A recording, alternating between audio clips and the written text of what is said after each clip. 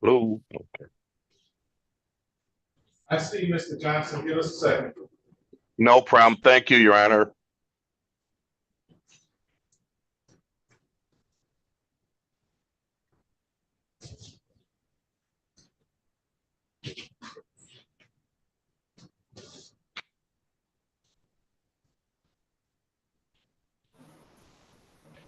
Take your hat off, Ms. Emerson.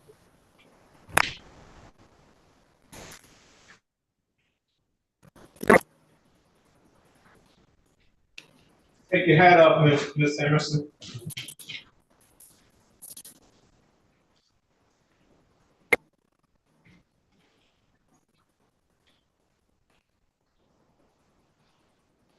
I can't hear. I was telling you to take your hat off. Oh, okay. Where my hair clip go? Give me 2 seconds.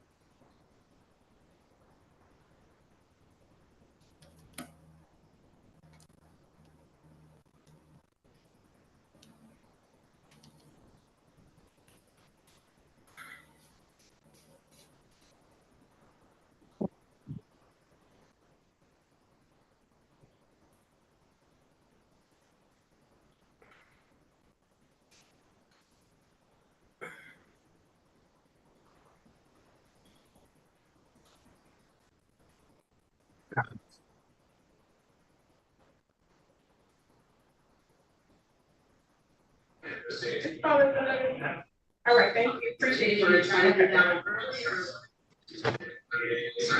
Okay.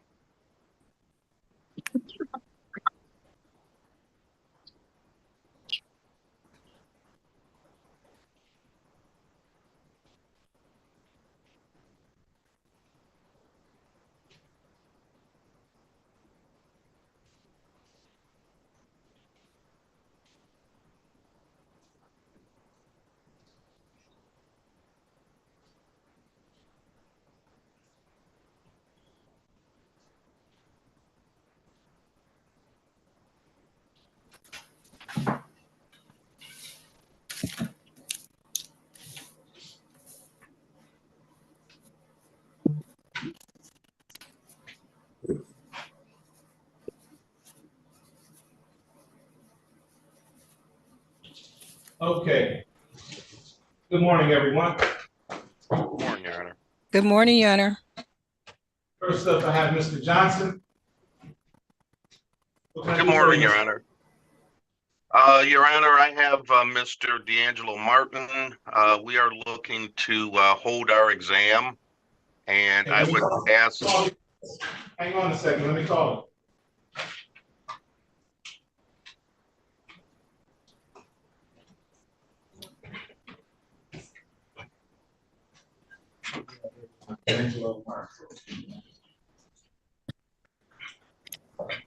Calling case number 2405-658901. People of the state of Michigan versus D'Angelo Martin.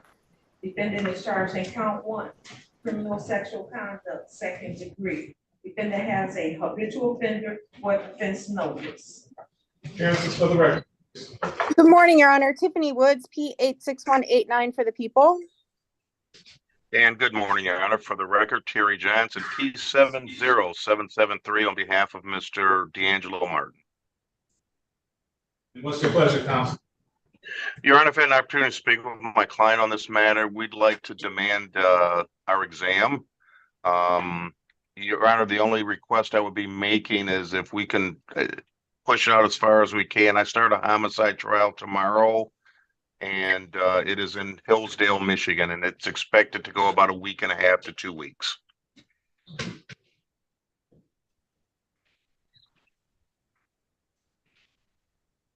Your client in custody, Mr. Johnson? He is not, Your Honor. He is out.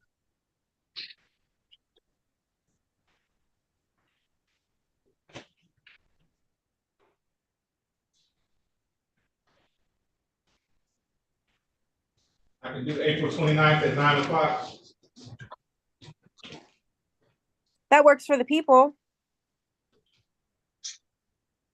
That is fine, Your Honor. Thank you. All right, April 29th at 9 o'clock, bond will be continued. Thank you. Thank Thank you, you and your Judge. staff. Have a good day, Your Honor. Thank you again. Ms. Young, good morning. Good morning, Your Honor. I have Jalen Long, and he is now on Zoom from the Division 1. Okay.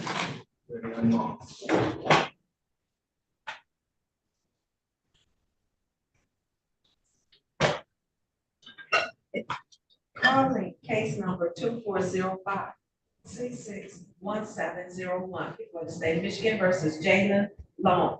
Defendant is charged in count 1 and 2, criminal sexual conduct, first degree. Count 3, aggravated indecent exposure. Appearances for the record, please. Good morning, Your Honor. Brittany Johnson on behalf of the people, P83513. And good morning, Your Honor. Rita Young, P44626, appearing on behalf of Mr. Jalen Long, who is present by Zoom. Mr. Long, can you have an officer unmute you so that you can state your name for the record for the judge, please?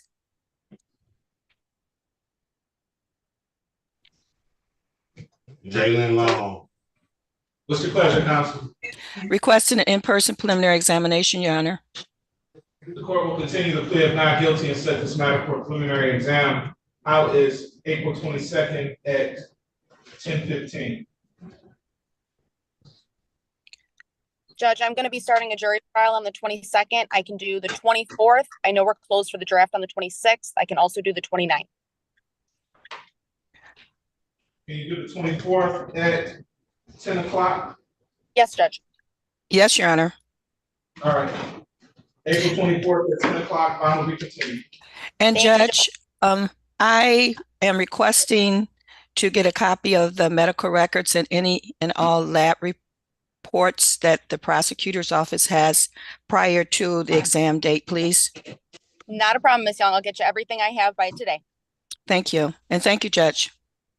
Have a good day. All right. See you in the near future, Mr. Long.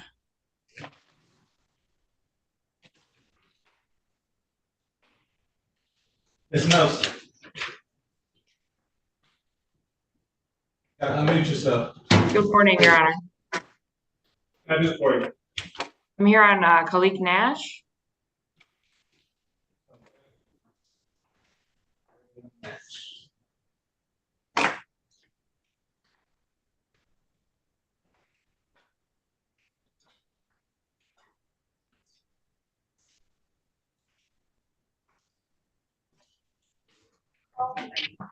Case number 2405-632601. People of the state of Michigan versus Khalid Nash. Defendant is charged count 1, weapons, dangerous weapon using self-defense spray device. Count 2, domestic violence. Appearances for the record, please. Good morning, Your Honor. Shelley Drain for the people, P number 60249. Good morning, Your Honor. Sophia Nelson of Neighborhood Defender Service, P77960, on behalf of Mr. Nash, who is present via Zoom. Mr. Nash, can you state your name for the record? Khalid Nash. What's your pleasure, Ms. Nelson? We'd like to set this matter for a preliminary exam. Court will continue to plead not guilty and set this matter for a preliminary examination. Out is April 22nd at 9 o'clock. That works, Your Honor. Okay, April 22nd at 9 o'clock, bond will continue. Thank you. Ms. Michon.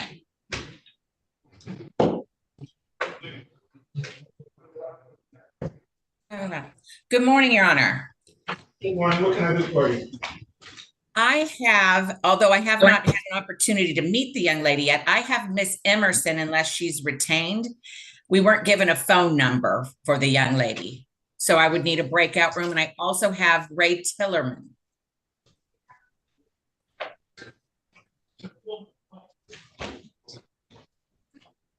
So you have Emerson and Tillman. Yes. Okay, let's do Tillman first. Calling case number 205-662-401. People of the state of Michigan versus Ray Tillman Jr. Defendant is charged with count 1, domestic violence, third offense notice. Appearances for the record, please. Good morning, Your Honor. Shelley Drain for the people, P number 60249. And good morning, Your Honor. May it please this most honorable court. Kim Michon, Neighborhood Defender Services, P59167. And it's my pleasure to represent Mr. Tillman. If he's not in the gallery, Judge, we would waive his appearance for these purposes. Court will waive the defendant's presence. What's your pleasure? We would be asking for an in-person preliminary examination, sir. Court will continue to plead not guilty and set this matter for preliminary examination. Is Mr. Tillman out? Yes, that is my understanding. All right. How is April 22nd at 9:15? That's a lovely date and time. Okay, I will be continued. Thank you. Thank you. All right. You want to meet with Ms. Emerson before or after? We can meet after, Judge. Okay, let's call Ms. Emerson. Calling case number 2405-656701. With the state of Michigan versus Franklin Emerson. Defendant is charged in count 1, weapons, firearms, discharge in or at a building. Count 2, weapons carried concealed. Count 3, assault with a dangerous weapon. Counts 4 and 5, weapons, felony, firearm. Count 6, domestic violence. Appearances for the record, please. Good morning, Your Honor. Shelley Drain for the people, P number 60249. I'm Kim Michon, Neighborhood Defender Services, P59167. It's my pleasure to represent Ms. Emerson, who is on the line. Ms. Emerson, unmute yourself and tell us your name.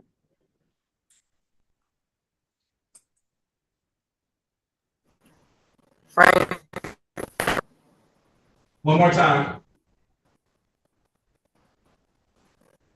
She's been having technical difficulty. What's your pleasure, Ms. Michon? Judge, we would ask you set this for a preliminary examination.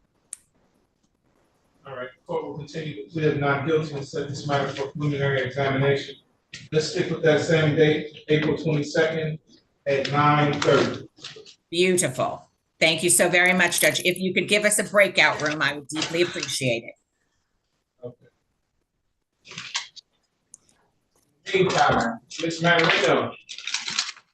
Morning, Judge. Good morning. You're here on Dante Smith, correct? Right, I believe Ms. Lipsey's on also. Yep, good morning, everyone. Good morning. Great.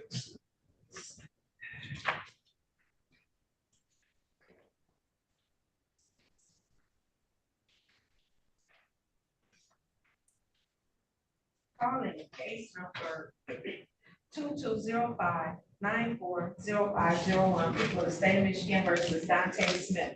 Defendant is charged in count 1, assault with intent to murder, count 2, animals, killing, torturing, 33, counts 3 and 4, weapons, felony, firearm. Defendant also has case number 2205-940601. Defendant is charged in count 1, homicide, murder, first degree premeditated, count 2, weapons, felony, firearm.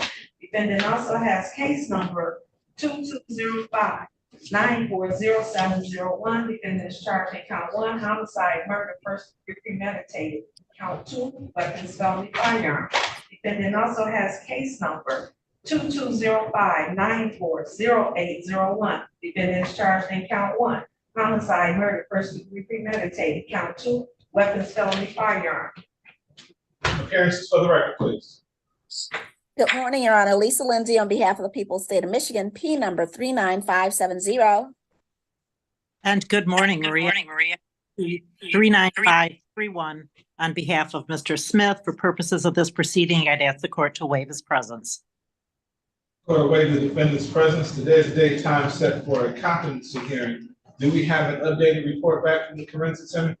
We do not, Your Honor, but I would be asking for the court to put this over until next Monday, because I believe our time will be, the time will run in mid-May. So if you could put this over till next Monday, and hopefully we'll have a report by then. But I'm sorry, I'm not available next week at all. I'll be gone.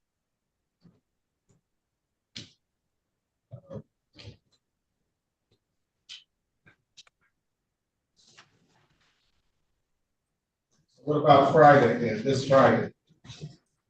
If we can do it right at 8:30, I will be available, because actually I'm supposed to be on vacation this week, but if we can do it at 8:30, I'll be available. Okay. Ms. Manarino? Yeah, I think that's fine. Court will adjourn the competency hearing to April 19th at 8:30. I will be continued. Thank you, Judge. Thank you.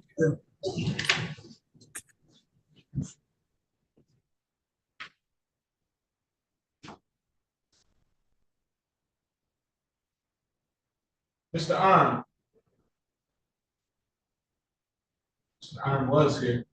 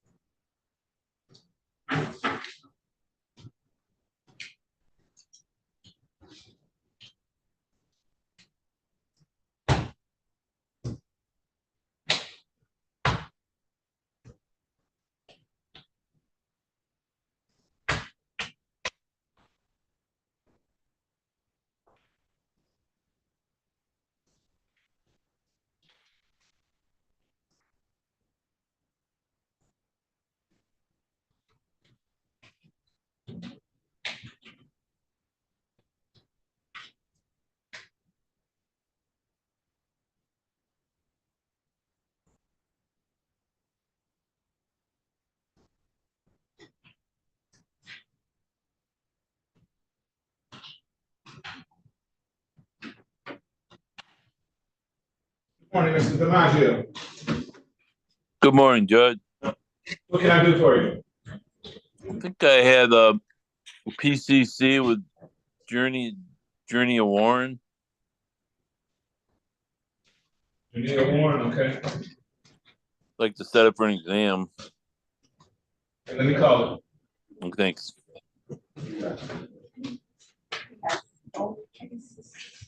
You have both cases? Yes. Okay. Calling case number 1805-567401, people of the state of Michigan versus Jernia Warren. Defendant is charged in count 1, domestic violence. Third offense notice, defendant has a habitual offender. Second offense notice, defendant also has case number 2005-845801. Defendant is charged in count 1, assault with a dangerous weapon. Count 2, domestic violence. Third offense notice, defendant also has a habitual offender. Second offense notice. Appearances for the record, please. Good morning, Your Honor. Shelley Drain for the people, P number 60249. I'm on both cases. To have 1 year probation. Good morning, Judge Andrew DiMaggio on behalf of Journey Warren, P45619. And what's your pleasure, counsel? I'm talking to Mr. Warren. We'd like to set both of these matters for an exam. Court will continue the plea of not guilty and set both matters for preliminary examination on April 22nd at 9:45. Do you have anything later? Is that the earliest, latest you can give us?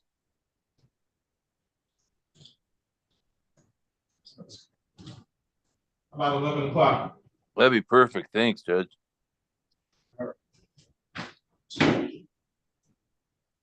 Thank you.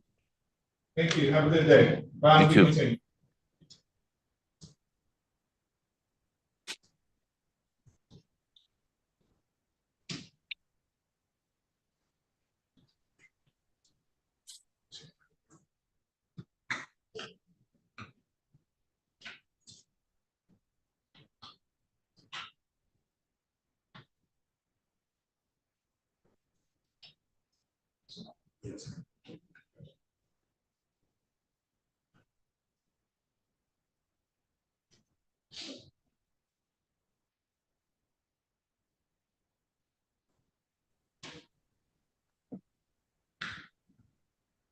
Mr. Dotson? Yes, my apologies, Your Honor. Oh, you're fine. I didn't realize you were an attorney. My bad. You're here on. My apologies. You know, the Zoom here, when you click it, it doesn't allow you to put in your credentials. Okay, I figured it out though. You're here on Davis? Yes. Okay, we're ready on Davis.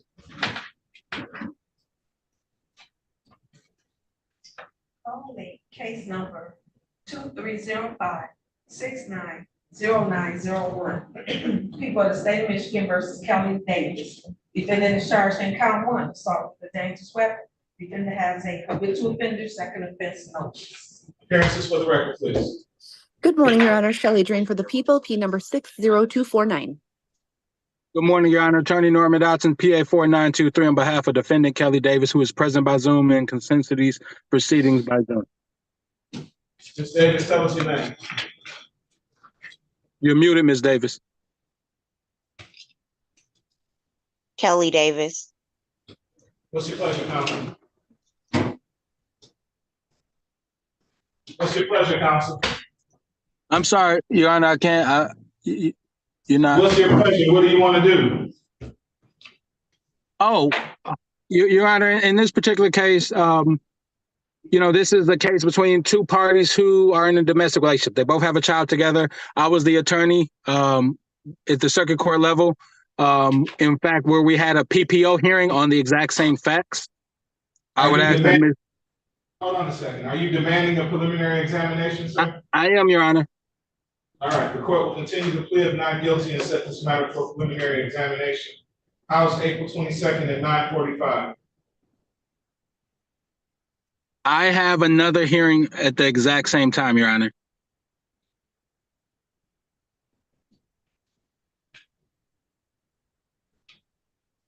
Where's your other hearing? Royal Oak District Court. Where? Royal Oak. It's via Zoom. It's via Zoom, so I could swing it, but I just want to make the court aware. Let's do April 22nd at 9:15. Received. All right, April 22nd at 9:15, bond will be continued. Thank you, Your Honor. Thank you, sir. Have a good day. Same to you.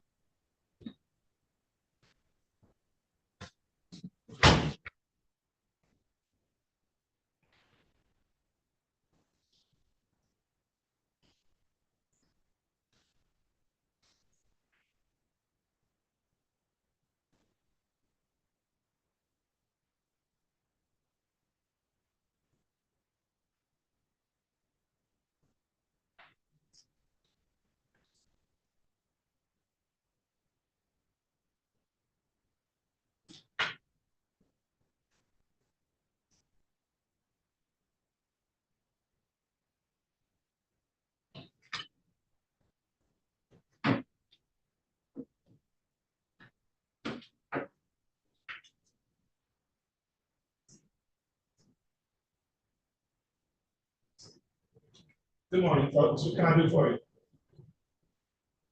Yes. What can I do for you guys? Yes.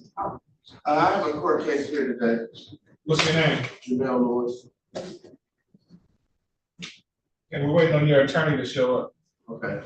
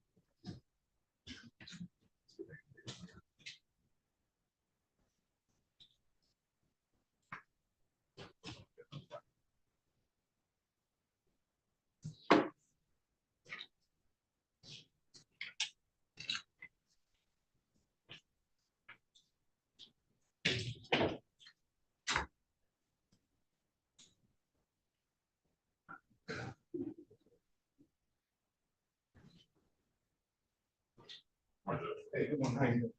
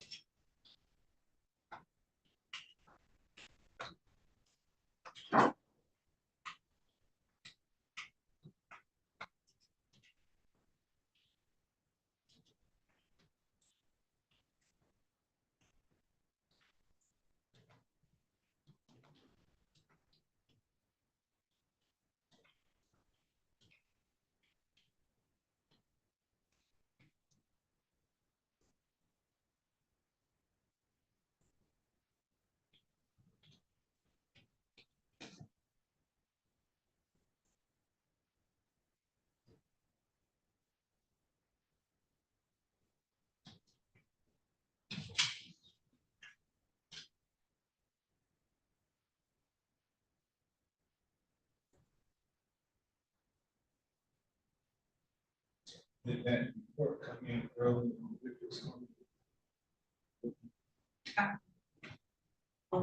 Yes.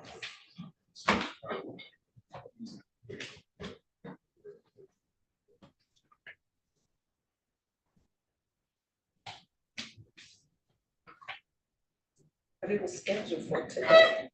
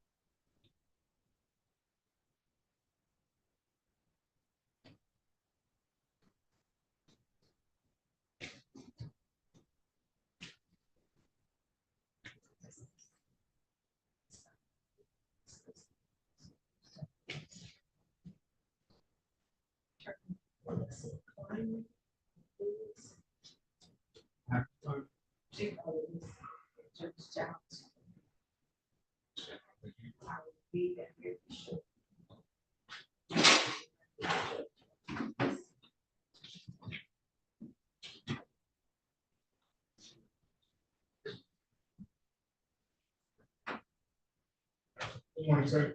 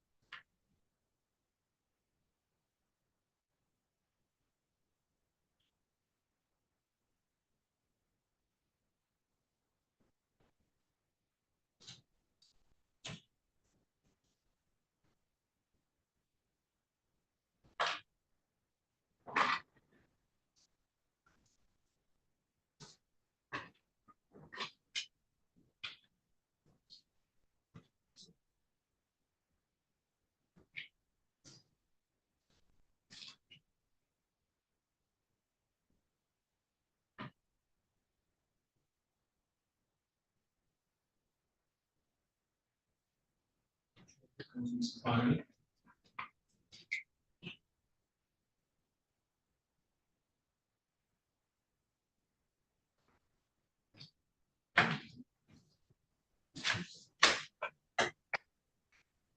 Good morning, Ms. Flyman. Hi, good morning. I apologize. We had this as Judge Giles, so I was in his courtroom. Are you here on Lewis?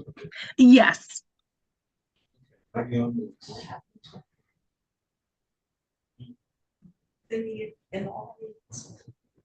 Oh. What's the name?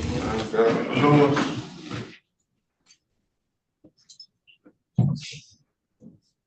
Your client is actually in the courtroom. Okay, thank you.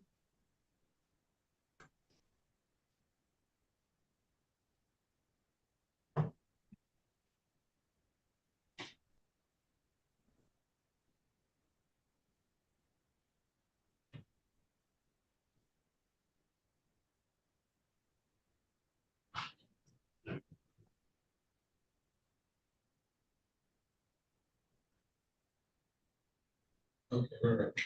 Calling case number 2405657701. People of the state of Michigan versus Jamel Lewis.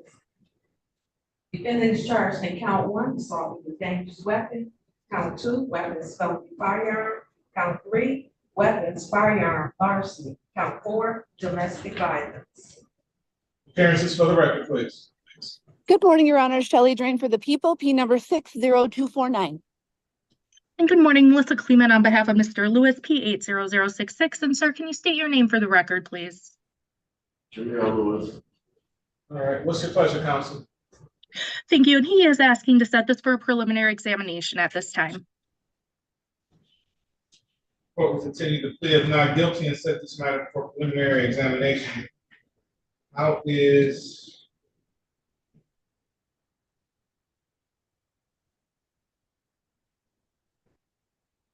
April 22nd at 9:45. That works for us. That'll be in person here at 9:45, sir, okay? Okay. April 22nd. Bond will be continued. Thank you. And Your Honor, may we quickly address bond conditions as well? What about it? He is currently on a tether. He is asking if he could have that tether removed. That would primarily be for his employment. He does work in construction. We did receive the video footage of his arrest over the weekend. He was very compliant with law enforcement. He is here on his own accord today, and he will be here to fight this case going forward. So why can't you wear it at work? Well, I'm able to wear it at work. So what's the problem? It just has a bad look for my image. So wear long pants. Okay. Bond continue. Thank you. All right. Thank you, Your Honor.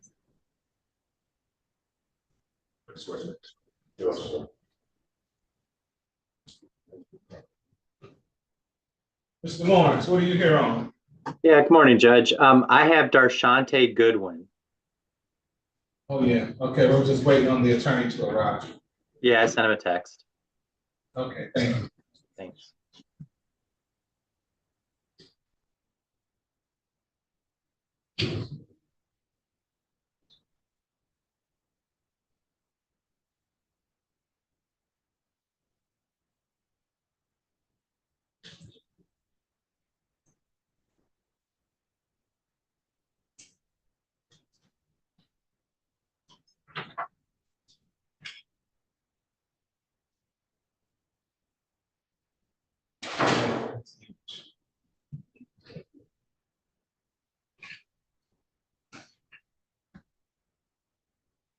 First time I heard that.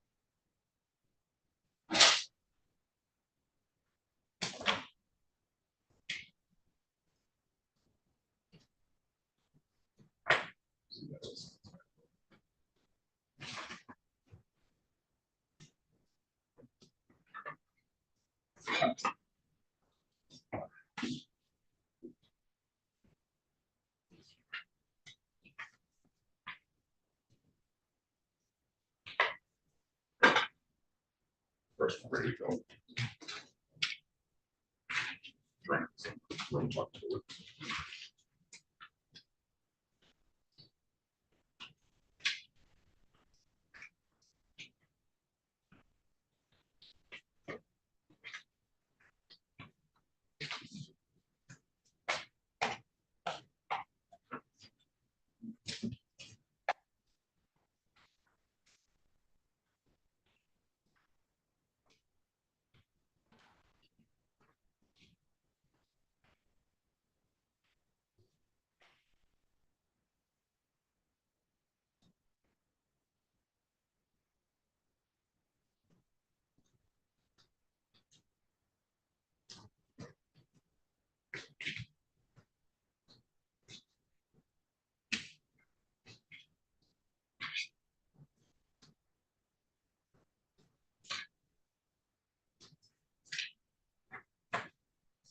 Yes, sir. Can I help you?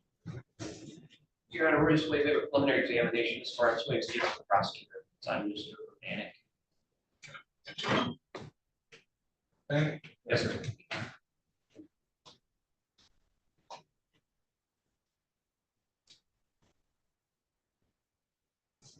She should be here in a second. So she talks for the witnesses. Oh, she's an offer? Okay.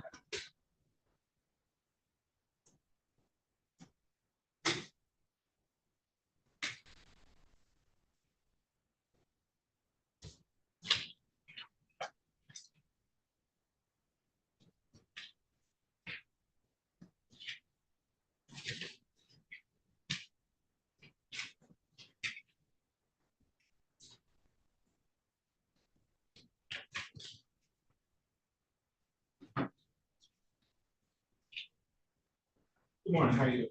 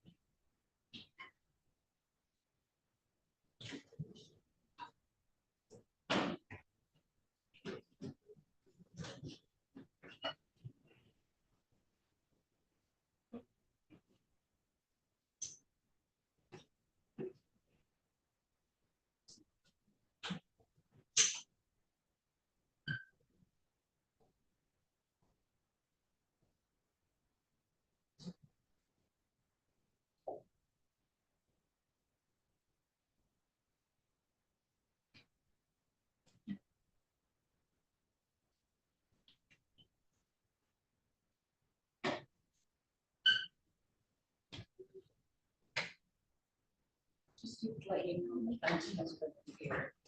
All that. Yeah. Okay. All right.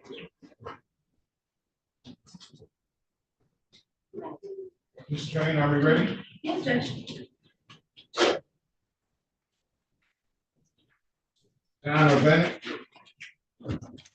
Calling case 22-60165, people of the state of Michigan versus John Urbanic. Finished charged in count 1 assault with a dangerous weapon, count 2 domestic violence. Appearances for the record. Good morning, Your Honor. Shelley Drain for the people. P number 60249. Good morning, Your Honor. Gerald Gleason on behalf of Mr. Urbanic. My P number is 53568. In the gallery, my colleague is listening. Tell us your name for the record, sir. John Urbanic. There's the time set for preliminary examination. Are you ready to proceed? Yes, Judge. How many witnesses? I have one witness, Your Honor. Okay, any preliminary matters before you call your witness? No, Judge. Okay, call your witness. At this time, the people will call Ms. Rachel Pearson.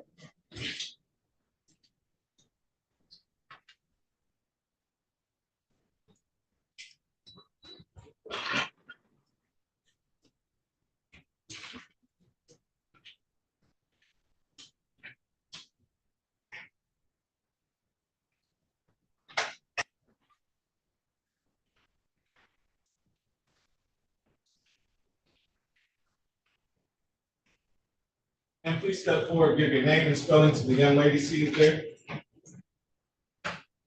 Hi.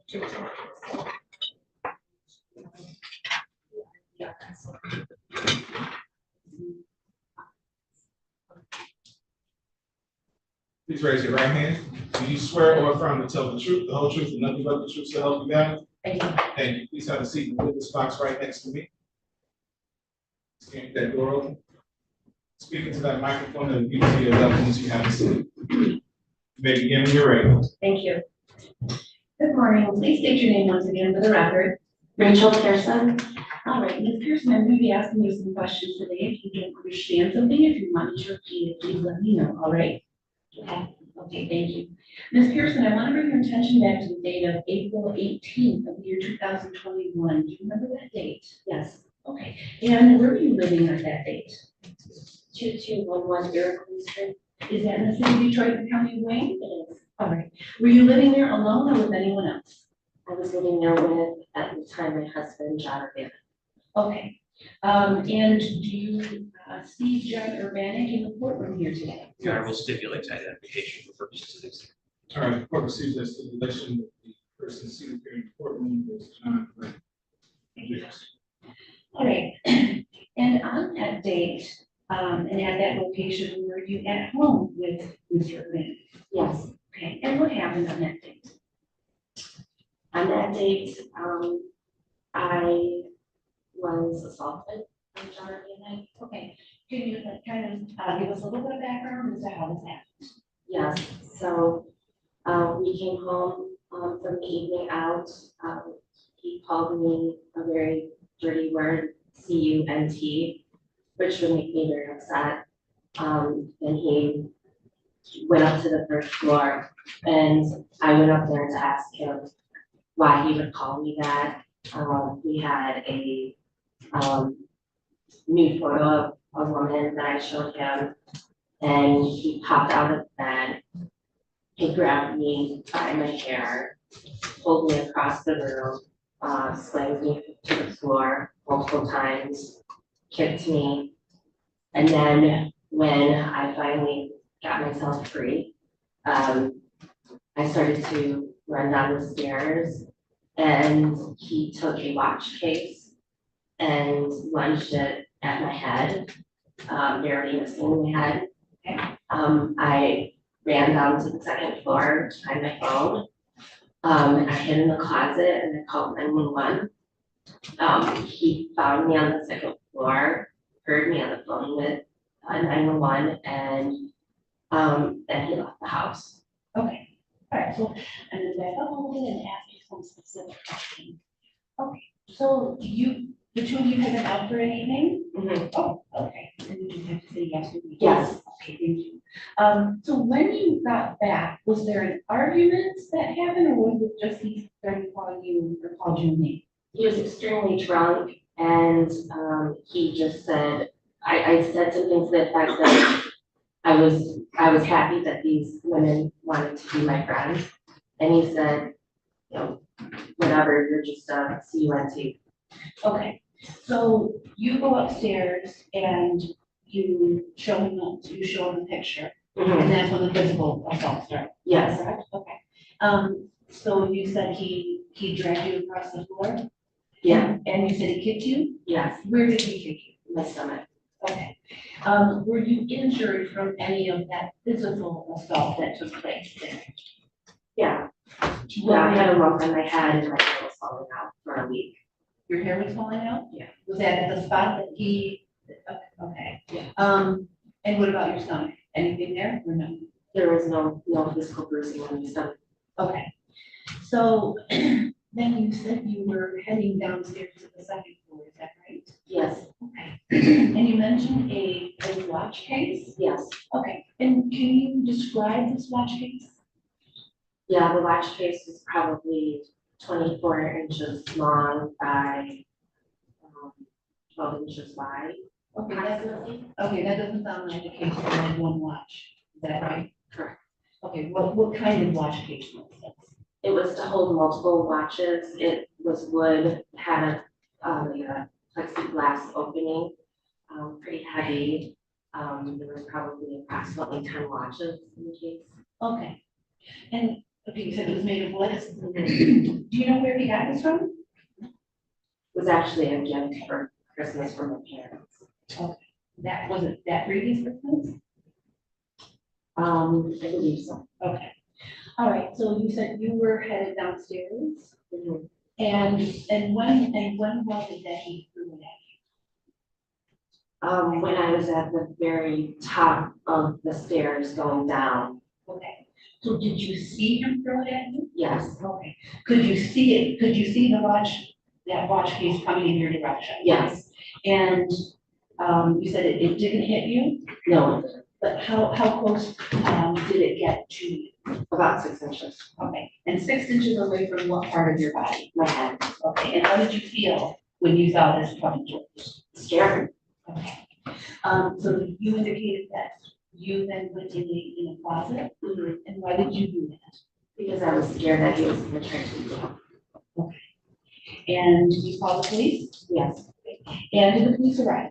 yes, Okay, did you tell the police what happened? yes, Okay, and, you indicated that Mr. Banner was not there anymore. no, he left Okay. And is that all that happened on that day? on that day. Okay, thank you. I have no further questions at this time. Cross examine. Ms. Pearson, you and Mr. Urbanic are now divorced, is that right? Correct, And when was the divorce final? July of 2022. So about 2 years ago? Correct, And the night in question, April 18, 2021, you were out to dinner at the yacht club, is that right? yes, And you had dinner at the yacht club, yes, consumed wine at the yacht club? yes. How much wine did you consume at the yacht club? Probably 2 glasses, if I recall correctly. Could it have been more? I'm not sure. Well, does the yacht club have a record of meals and what's, so you can pay it at the end of the month? Your Honor, I'm gonna object to, this witness testifying what the yacht club does. I'll rephrase the question, Your Honor. Are you familiar with the membership at the yacht club at the time in April 2021? Yes, Did you receive a bill monthly that showed what your purchases were for meals and alcohol the prior month? yes, And would that record reflect how much alcohol was consumed on April 18, 2021? no. If somebody could consume alcohol outside of the yacht club, at the home. They could, you also can buy people drinks at the yacht club. Well, let me focus though. The yacht club record would reflect how much alcohol was consumed by you and Mr. Urbanic that night at the yacht club, right? Not necessarily. At the time that this occurred, were you and Mr. Urbanic having marital difficulties? Yes, Were you living in separate bedrooms? yes, He was on the 3rd floor, is that right? correct, You were on the 2nd floor, is that right? yes, And if I heard your testimony correct, he called you the C word? Mhm. Said yes? yes, And you saw a photo of a naked woman, is that right? yes. Where did you see the photo of the naked woman?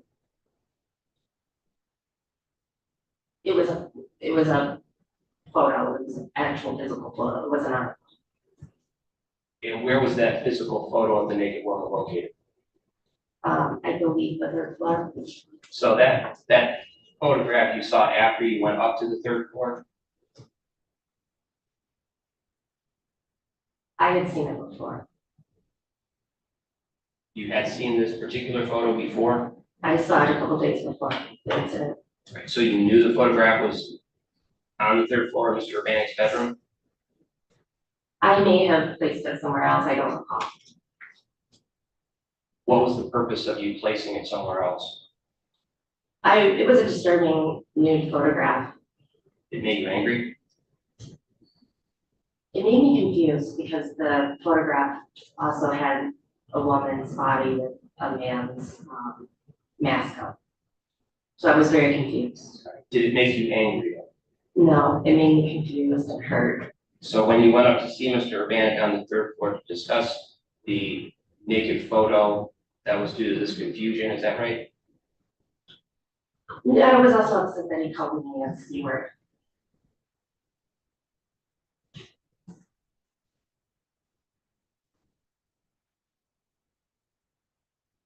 And it's your testimony that when you go up to the 3rd floor, that prompts him to assault you, is that right? Correct.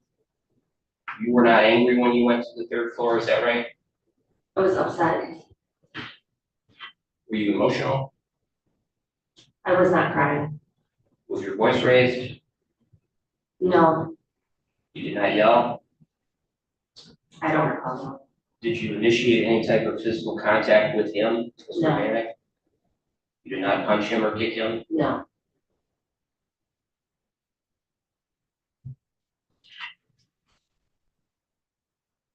And to your testimony, you were not intoxicated that evening? I don't think so.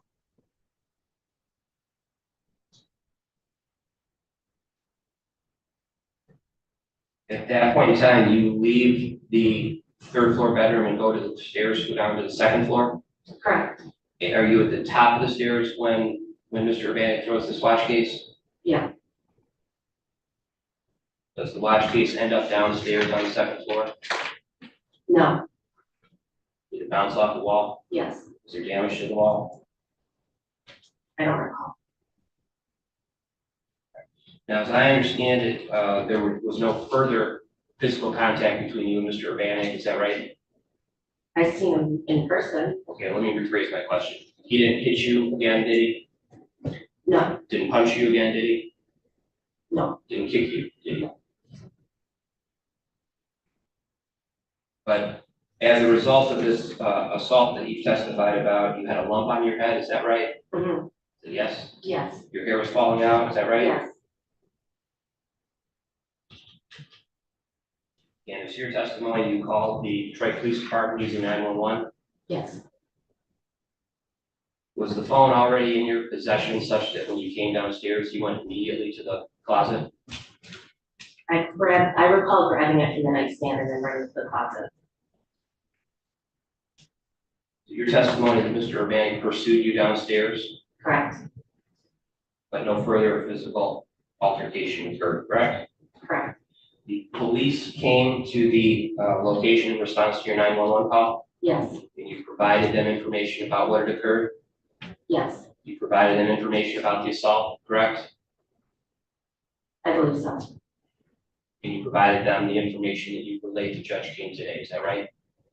Correct. Now, Mr.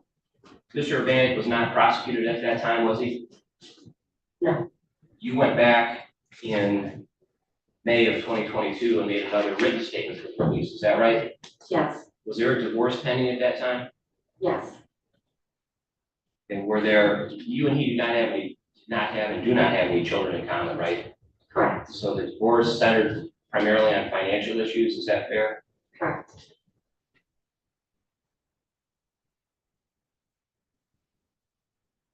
You were not deposed in the divorce, were you? Could you define depose? Sure. Was your testimony taken under oath during the divorce? I believe it was. I mean, we didn't have like, I didn't sit in the witness box and question it. Someone took your testimony, a court reporter did? No, that did not. Did you provide any information during the divorce about this alleged assault Not to the courts, no. to Mr. Urbanic or his lawyer? They were aware of the situation. My lawyer was also aware. Which lawyer was that? I think you had 4. I did not have one. How many did you have? Your Honor, I'm gonna object to this line of questioning. This is not relevant. We're here for the incident that happened on April 18th, not about the divorce after the fact. It goes to motive, Your Honor. I'm giving you a lot of latitude on asking you to suspend. Understood, Your Honor. Thank you. Subsequent to the divorce, you have not seen Mr. Urbanic since, have you? Unless it's been. Yes, I have. How many times? He came over to the home to get various assets, before the divorce, during the divorce, and after the divorce judgment. But no assaultive behavior occurred, correct? Correct. Judge Honor. Can you redirect? Nothing further, Your Honor. Okay, thank you, ma'am. You may step down.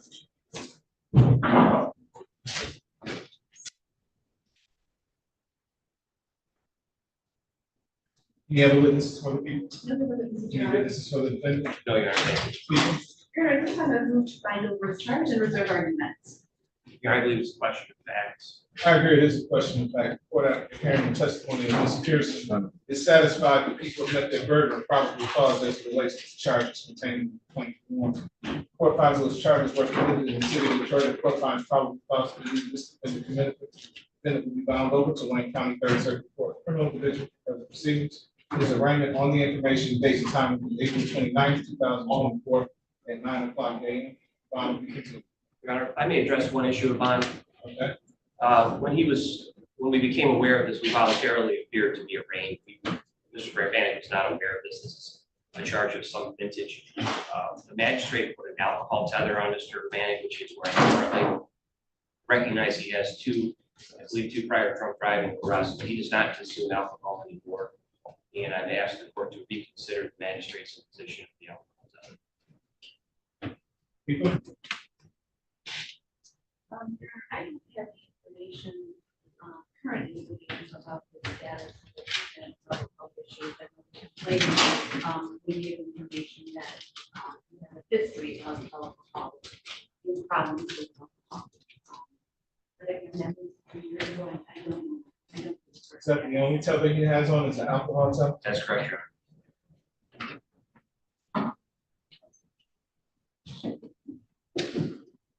Honor. You want to swap the tethers out? I want to make sure he doesn't come into contact. Your Honor, it took, I think, 3 or 4 days to put this tether on at the Wayne County Jail, so I'd like to prefer to avoid that. I don't think there's any recent contact between the two. It was obviously getting assets of the divorce, but it certainly has had no contact with her since then.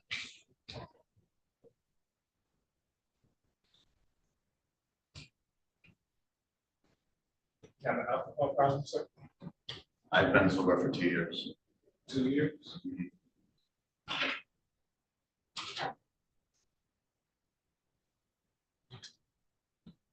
What's that alcohol tether cost? $200 a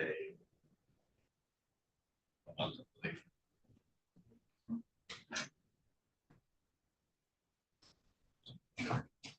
Are you having strong objection to the alcohol tether?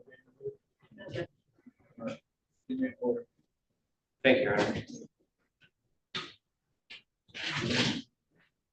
Wait, call.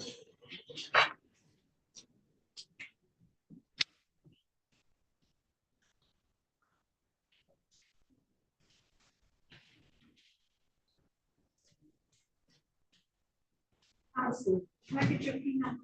Yes, it's 53568. Thank you.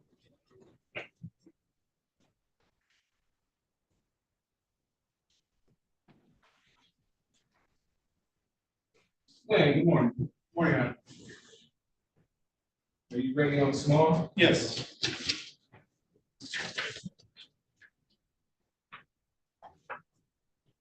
Calling case 2456546 for the state of Michigan versus Bria Yvette Small. Defendant is charged in count 1 assault with a dangerous weapon, count 2 assault with a dangerous weapon, count 3 domestic violence. Appearances for the record. Good morning, Your Honor. Shelley Drain for the people, P number 60249. And good morning, Your Honor. Luther Glenn, P 38683, attorney on behalf of Ms. Small, who stands to my left. Tell me your name. Bria Small. There's the time set for preliminary examination. Are you ready to proceed? Yes, Judge. How many witnesses? 1 witness. Any preliminary matters before you call your witness? No, Judge. Oh, yeah, let's speak about this. All right, ladies and gentlemen out there in YouTube land, if you are a witness or potential witness, in order to log off at this time. There doesn't appear to be any other witnesses in the courtroom. Call your witness. Thank you, Your Honor. At this time, the people will call Mr. Leonard Logan.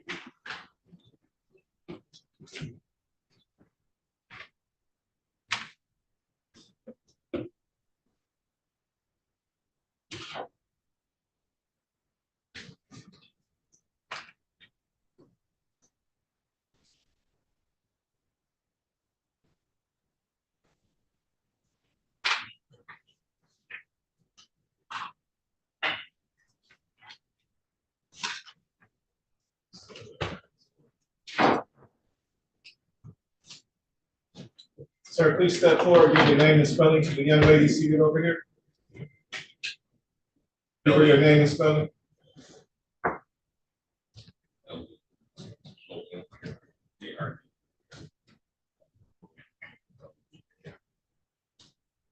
Please raise your right hand, sir. Do you swear or affirm to tell the truth, the whole truth, and nothing but the truth, so help you God? I do. Thank you, sir. Please have a seat. The witness box right next to me. Voice of nice and loud, speak into that microphone and be to your left once you have a seat. Okay, begin when you're ready. Thank you. Okay, good morning. Please state your name once again for the record. Larry Logan. All right, Mr. Logan, I'm going to be asking you some questions today. If you don't understand anything or if you want me to repeat it, please let me know, all right? All right. Okay, thank you. Mr. Logan, I want to bring your attention back to the date of April 2nd of this year, 2024. Do you remember that date? Yes. All right, where were you on that date? Home, Where's your home located? 17163 Stout Street. Is that in the city of Detroit, the county of Wayne? Yes. All right, thank you. Were you at that home? Is that your home? Yes. Okay. Does anyone live at that home with you? Other than my son, when he does, when I have time, no. Okay. And how old is your son? 3 years old, Okay. And who is the mother of your son? Bria Small. Okay. And do you see Bria Small in the courtroom here today? Yes. For identification purposes for the court, did you indicate where she is and what she's wearing today? Blue jean jacket, And where is she in relation to me? to your left. Thank 2 you. seats to your left.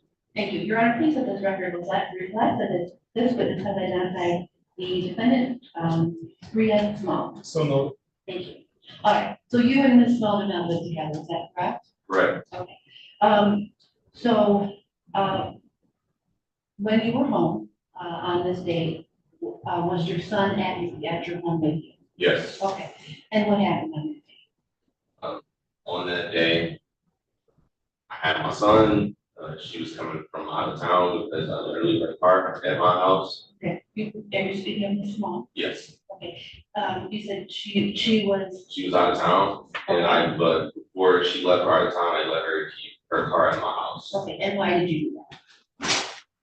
Honestly, just out of the kindness of my heart. Okay, so what happened? So, her and I were on the phone, asked her, what her flight plans, and I go outside and try to move her car out of the driveway so that I can put my car in the driveway and put her car. So that way her car would be the last car in the driveway and she'd just be able to get her keys and leave. But her car wouldn't start. So for about an hour and a half or so, I was outside trying to get her car started. Do you know why her car wouldn't start? No. Okay, all right, so.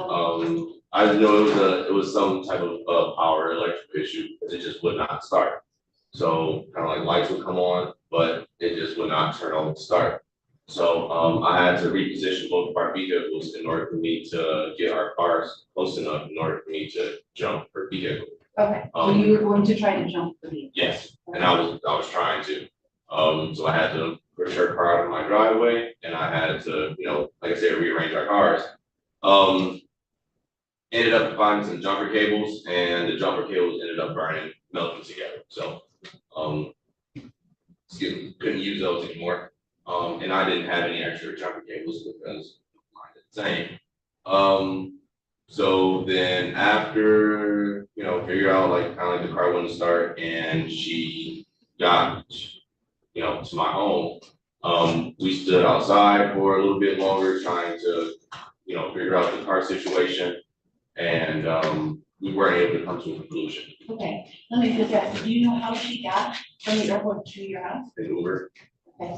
And when she got to your house, were things, were there any issues? Was there? Other than her being kind of like flustered from, the issue of her vehicle and the fact that she, had to go to work the next day. Okay. All right, so did the two of you try to get her car to start, or? So I did it by myself before she got there for about an hour and a half or two, and then about for another half an hour when she got there. Okay, so what happens next? So what happens next? I go inside of the house because very cold and whatnot, and she follows behind me into the home. I didn't invite her in, but at the same time, she doesn't have anywhere to go, so I'm not going to just, leave her outside. So, I let her go to my home. Is your son, your child is currently still in the home? Yes, Okay. my child is upstairs in his room asleep. Okay. She comes in, she sits down on the couch in the living room, and then I go right upstairs. Then as I'm upstairs, I hear a bunch of cussing, B words, H words, this, F this. Oh, I come downstairs saying like, hey, like, what's going on? Like, I said, the son is upstairs asleep. Like, I'm asking, like, why are you mad? I'm the person who's just out here for 2 hours in shorts and boots trying to get your car started. So then we started going back and forth, and then she says, oh, I know where this is going. So she runs to the kitchen, grabs a liter bottle of liquor, and she begins to swing it in the kitchen, and then she hits me in my head. So then after that, I call the police. Okay, so let me stop you for a second. So, she goes in the kitchen and grabs a liquor bottle. Okay, yes? Yes. Okay, and was this just on the counter, was it? It was on the counter. Okay, and about how big was this? It was about this big. Okay, so we're not talking about like a. It's the largest bottle of liquor that's allowed to be purchased at any liquor store. Okay, all right, and it was glass, did you say? Yes. Okay, and you said she was swinging it at you? She was swinging it at me. And she hit you in the head? She hit me in the head, and then after that, in the kitchen, there's like a breakfast nook further back in the kitchen, and then she goes back into the breakfast nook and knocks some things down. And then, like I said, but after I get, hit in the head, I go and get my phone from the front room, and I call the police. Okay, so when she hit you in the head, what part of your head did she hit you in? Right here. Okay, and were you injured at all? Other than having a headache and being lightheaded, so in a way, yes. Okay, did you seek medical attention for that? I did. Okay, what did you do to seek medical attention? The EMTs came to my home, and then they checked me out. They checked me out for my head and for me bleeding from the mouth as well. And why were you bleeding from the mouth? So after I called the police, we're still standing there going kind of like back and forth. She says that she's about to go upstairs and grab my son, and I sit on the steps, preventing her from going up there. Just regardless of the situation, it's still my meeting. And okay, it's your weekend, and does she have anywhere? I mean, to your knowledge, did she have anywhere to go at that time? I mean, she caught an Uber there. She could have gotten an Uber home. Okay. All right, so you're sitting on the stairs. Yes. What happens after that? She begins to yell upstairs, trying to wake up my son, saying, Mason, baby, wake up, like mommy's here, wake up. And she continued to yell and yell and yell. And I'm sitting on the steps, still not allowing her to go upstairs. And what she does is she grabs her car key, she puts it between her fingers, and she punches me in the face. Okay. Did you see her do that with her car keys? Yes. Okay. And she punches you in the face. And so did the keys make contact with your face? Yeah. What part of your face? My mouth here. Your mouth. Okay. And were you injured as a result of that? Yes. Okay. And what were your injuries? My injuries, I had a cut on the inside of my lip, and then I had a cut on the inside of my bottom lip as well. My bottom lip was swollen. Okay. And after she did that, what happened next? So after that, I'm still just sitting there on the steps. My son eventually wakes up, and I go upstairs and I pick him up. As I pick him up, my back is facing towards her. She's grabbing onto his leg, and grabbing her other arm around, trying to grab him.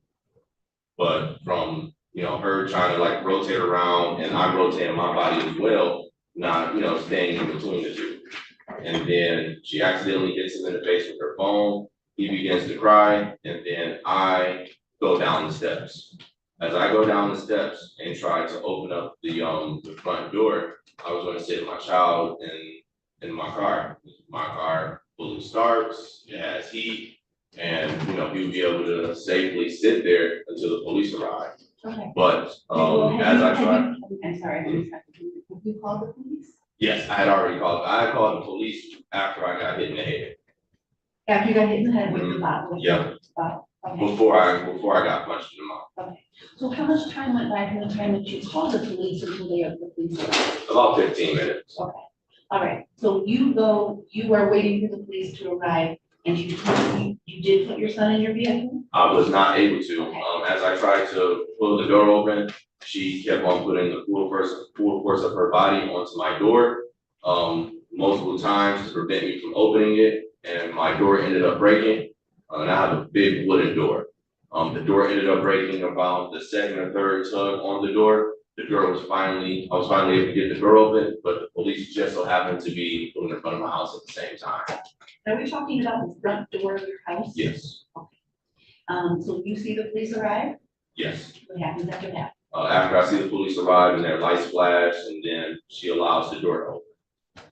And what happens after that? And then what happens after that, the officers enter the home, and kind of like the rest after that is, I guess standard to, how they would handle any other domestic situation.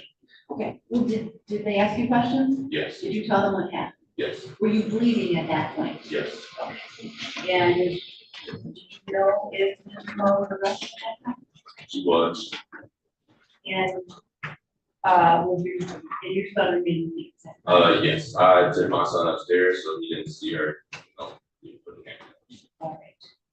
All right, I have no further questions at this time. Cross examine. Good morning, sir. Good morning, sir. All right, now, is there a child custody agreement between? We have one between two of us. Okay, is that in with the court? No. It's not in with the court? No. So it's just a mutual understanding between you two? Yes. And you said that the date that this occurred on was your weekend? Yes. What day of the week was this? Saturday? This was Sunday, I believe. Usually I pick my son up from school on Friday. He stays with me Friday night, the entire day Saturday, and the entire day Sunday, and I take him to school Monday morning. Okay. And we do that every other weekend. So 3 nights every other weekend.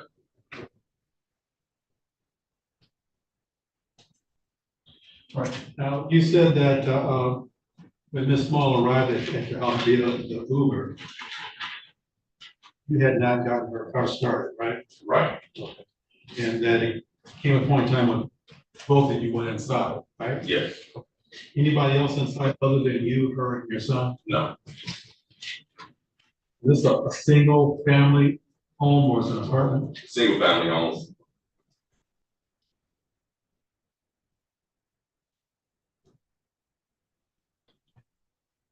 Now, you had indicated that when you went inside, she followed, but she was not invited. Yeah. Did you tell her to leave? Yes. When? After she started yelling and stuff when I was upstairs in my bedroom, I came back downstairs and said kind of like, "What are you doing?" And he just said we continue to go back and forth and yell, and I had asked her to leave. I said, "You know what? Just kind of like leave. You're gonna be here, trying to wake up my son, yelling at me, disrespecting me in my home. You're no longer welcome here. Leave." And what she told me was her exact words were, "I'll leave when I see fit." So I'm not going to put my hands on her, try to throw her out of the house, trying to do any of that. I'll just call the police. Okay. And what was when you said that you were upstairs and heard the yelling, but there was only you, your son, and her in the house? Yes. Your son was upstairs with you, right? Yes. Was there any particular? Bedroom sleep. Was there any particular person she was yelling at? She wasn't on the phone, and like I said, it was all types of curse words. Okay, that's no disrespectful question. Do you know who she was yelling at? Me. Okay, upstairs. And how long had the yelling been going on before you went downstairs and tried to stop it? The yelling had been going on about 30 to 60 seconds.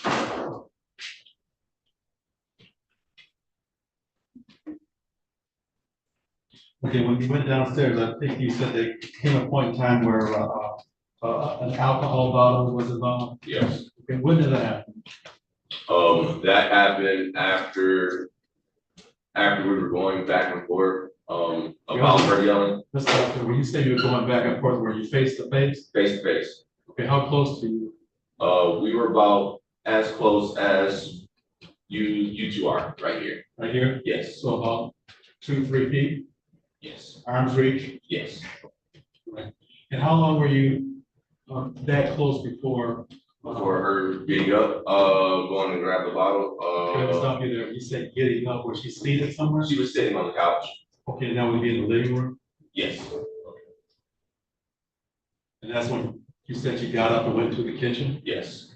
All right, where's the kitchen from the living room? So if you are to get up from the couch, you can go left, and then left again, and now you're into the dining room. And then you take about 5 steps forward, and then you make another left, and then there's the kitchen. And then you can make a right, and about 3-4 steps, the bottle is right there to your left. Can you see inside of the kitchen from the couch in the living room? No. Okay, so when she gets up on the couch and goes towards the kitchen or into the kitchen, you can't see it. No, but I follow right behind her. So you were following right behind her? Yes. Were you saying anything to her while you were following? No. Was she saying anything to you or yelling while she was? No. When she got to the kitchen, the liquor bottle was what, on the counter? Yes. Was it empty or full? It was about half full. Okay. Were you drinking or had she been drinking? No. I can't attest to what she has done that day, but me, myself. Well, I'm just talking about while she was there. Was she drinking while you? Oh, or she no. was there? All right. Were you drinking? No. And you said that she swung the bottle and hit you? Yes. How many times did she swing before she hit you? Before she probably hit me on the second swing, and she swung the bottle about 4 times. Okay, how many times did the bottle hit you? The bottle hit me once. Just one. Okay. Were you swinging or pushing or doing? No. No. Were you facing her while she was doing this? While she was swinging the bottle at me, yes. All right. And after the bottle swinging took place, what happened then? After the bottle swinging, I leave her in the kitchen. I go grab my phone in the front room, and I call the police. Does she stay in the kitchen while you're calling the police? No. What she does is she follows behind me, and she's talking to me very loudly in my ear, trying to prevent or distract me from speaking with the dispatch. You said it came a point in time where you were struck with some machine. Yes. When was that? After I had called the police, I sat on my steps that leads to the upstairs, so that she wouldn't go upstairs and grab my child, our child. Okay, so you've been here for going upstairs? Yes.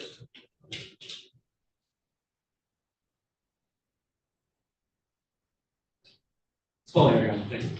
Can you redirect? Thank you, sir. You may step. Any other witnesses for the witness? No witnesses, Your Honor. Any witnesses for the defense? No witnesses. Your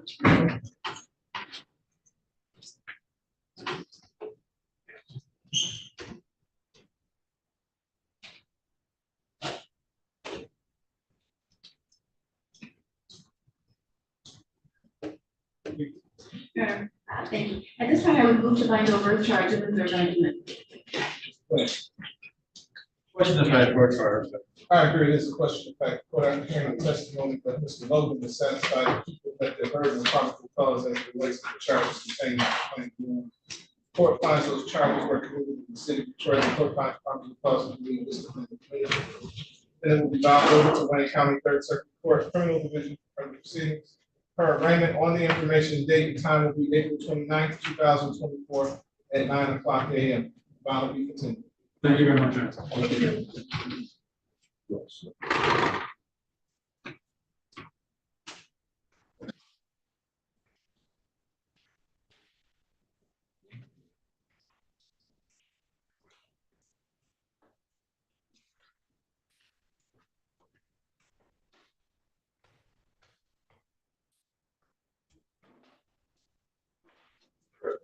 Morning, Judge. Good morning, sir. How you doing?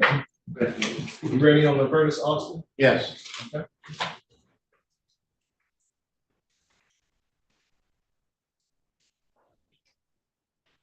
And Mr. Bloomer's case? Yes, he's here. He's in the hallway.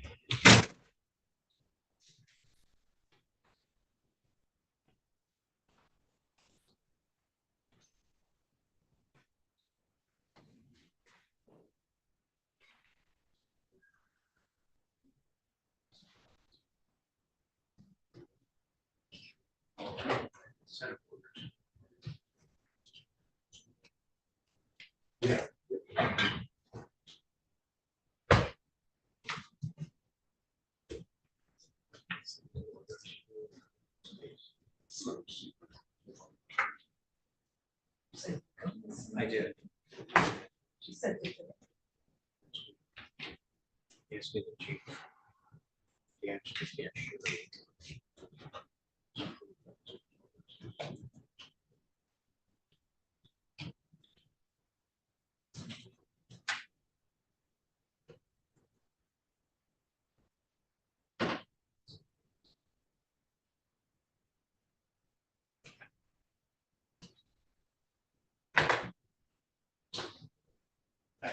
sure.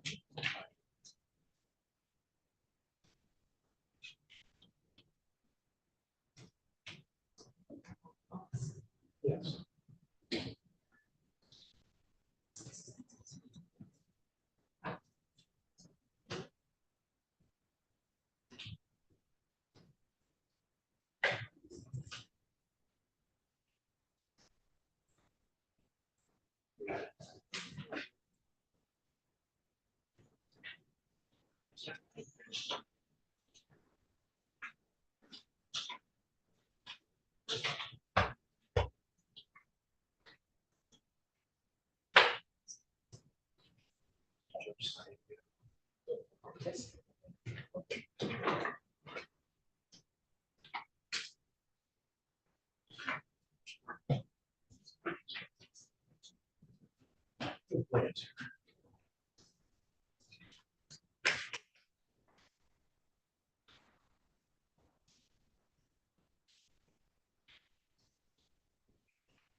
This is a lot.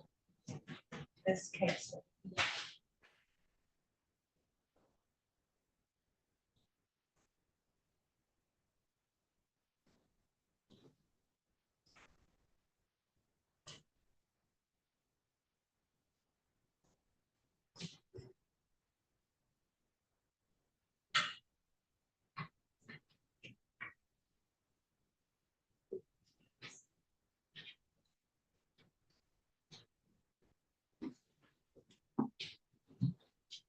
Where's Mr. Bloomer? It's in the hallway, Judge. Maybe in one of the interview rooms. Should I go get it? You don't mind? Sure. I appreciate it. Thank you.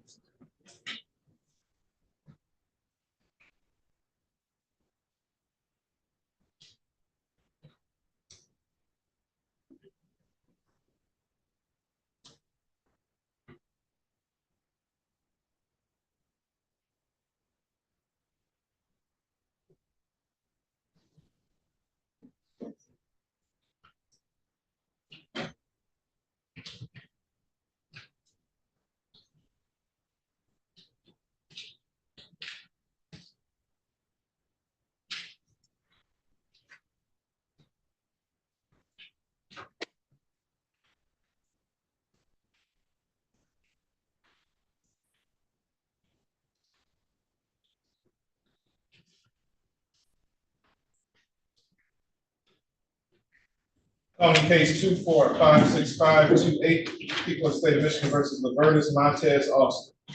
Kenneth charged in count 1, criminal sexual conduct, second degree, person under 13. Defendant has an additional offender, second offense notice. Appearances for the record. Good morning, Your Honor. Jacob Bloomers on behalf of the people, P77307.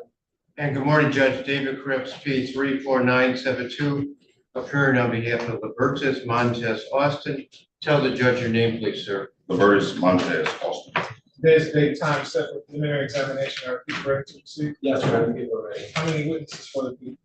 One, maybe a second short witness. Do you have any preliminary matters before you call your witness? Mutual order sequestration, I don't think we can. Doesn't appear to be any witnesses in the courtroom. Ladies and gentlemen out there in YouTube land, if you are a witness or potential witness, I'm ordering you to log off at this time.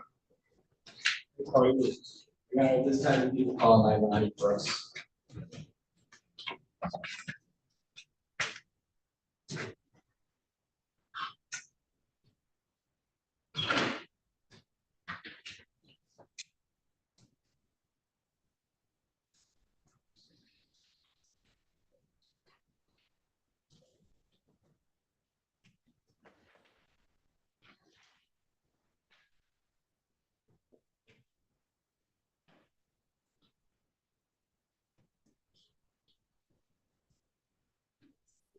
Okay, you didn't tell me this was a kid.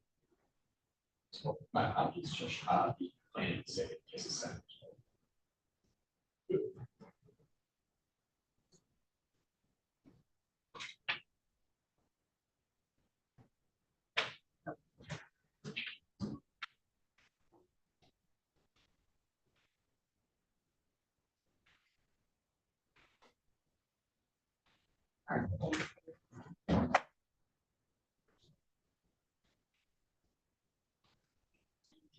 Hello. What's your name? Melanie, how you doing, Melanie? I'm Judge King. How old are you, Melanie? Do you go to school? What's your teacher's name? Miss White, you like her? You like school? I bet you're pretty smart, aren't you? You know what it means to tell the truth and what it means to tell a lie? Can you promise to tell me the truth? Am I wearing a hat right now? If I said I was wearing a hat, would I be telling the truth or would I be telling a lie? Lie? If I told you that I had no hair, would I be telling the truth or would I be telling a lie? Truth? Okay, so you're gonna promise me to tell the truth, right? Okay, I want you to have a seat right there. Then there's a microphone that's to your left. I want you to talk right into that nice and loud so I can hear you, okay? All right. Maybe getting you ready. Thank you, Your Honor.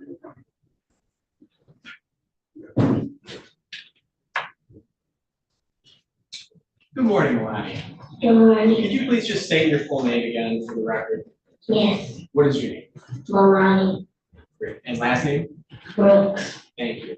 And just like you did a second ago, if we ask you a yes or no question, make sure that you answer yes or no as opposed to just shaking your nodding your head. Does that make sense? Yes, And if I ask you something that you don't know the answer to, it's okay to tell me that you don't know the answer. Does that make sense? yes, If I ask you, what's my dog's name, what would your answer be? no, I never told you my dog's name, did I? No, okay, great. And if I ask you something you don't understand, be sure to let me or anyone else know that there's something you don't understand. Does that make sense? yes, Okay, great. So, Melanie, how old are you today? 7, And what grade are you in? first grade. First grade. And is there something that happened that you came here to talk about today? Yes, Okay. Did that involve another person? I don't understand. Okay. So you say something happened. Can you just tell me briefly what it is that happened that you're here to talk about? He was touching my butt. Okay. You say he was touching your butt. Who was touching your butt? Bert. Okay. Now you say Bert. How do you know Bert? He's my auntie boyfriend. He's your auntie's boyfriend. What's your auntie's name? Stacy Brooks. Okay. Do you happen to know what Bert's full name is? No, That's okay.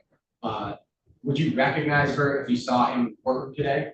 yes, Do you see him in the courtroom today? Looking around? yes, Okay. Can you just please point to him so that the judge can see you pointing and tell us what he's wearing? green. Let the record reflect the witness identified the person defendant. So noted. And you said this was your auntie's boyfriend.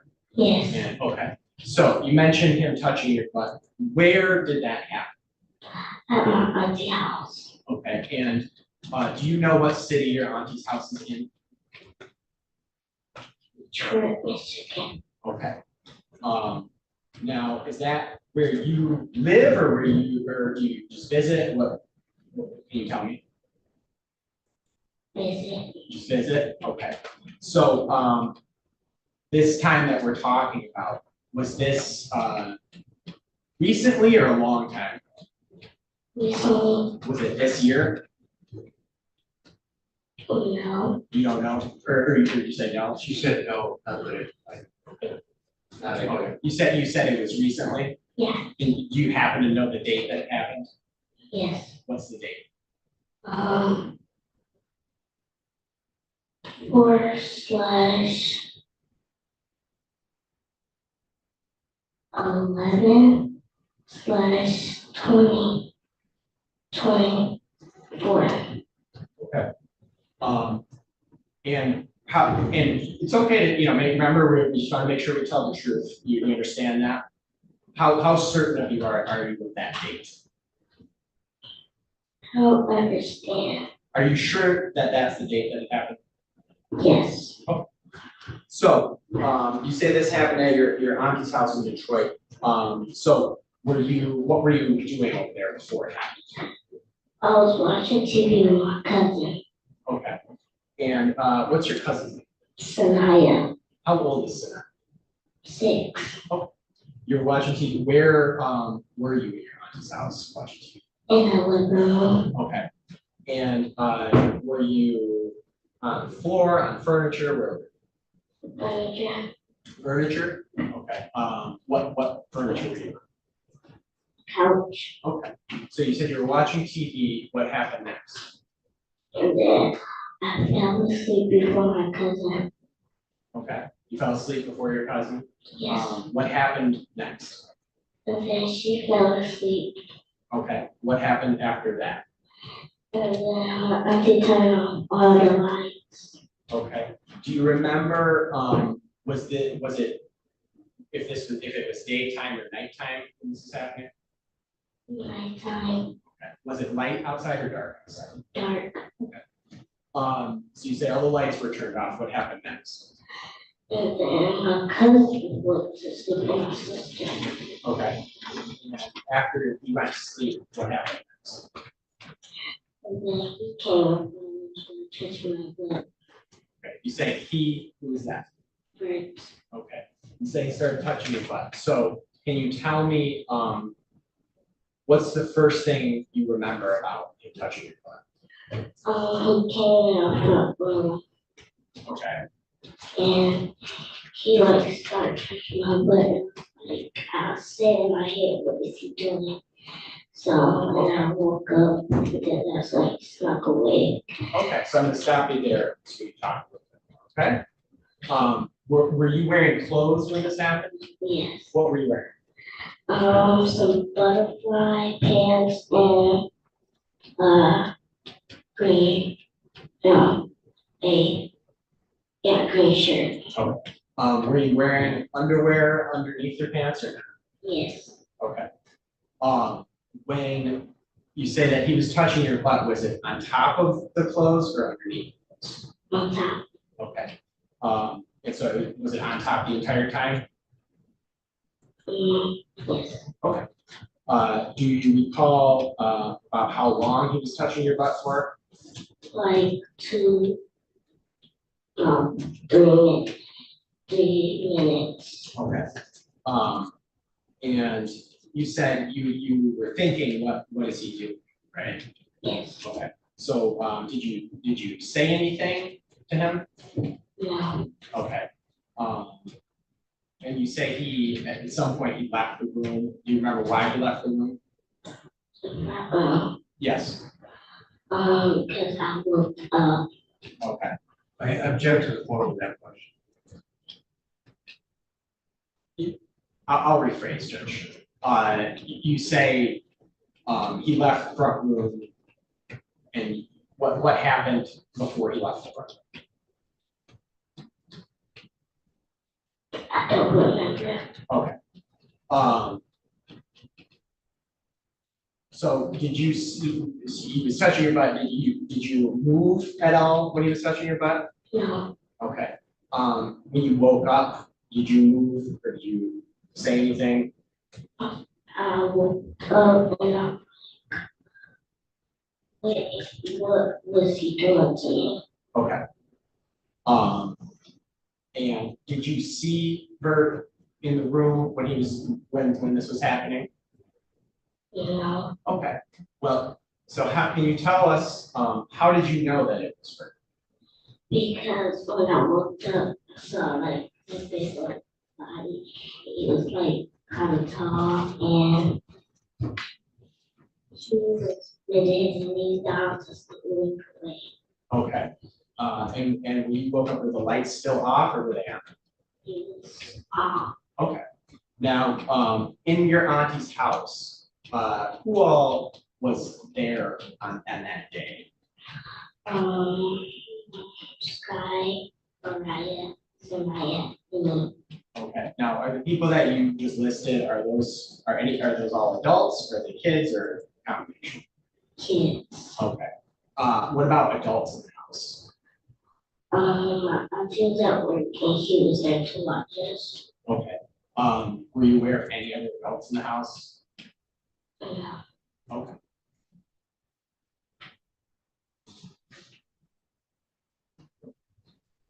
And can you, when he was touching your butt, can you describe how he was touching your butt? He was touching my butt with his whole hand. Okay. All right. And do you recall him saying anything to you while it was happening? Yeah. Okay. No more questions, Judge. Cross examine. Thank you, Honor.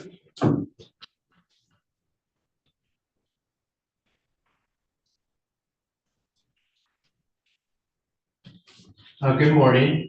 Good morning. You said that you said this happened on 4/11/24. Yes. And you said that you were visiting your auntie that day, is that correct? Yes. Did you visit her very often?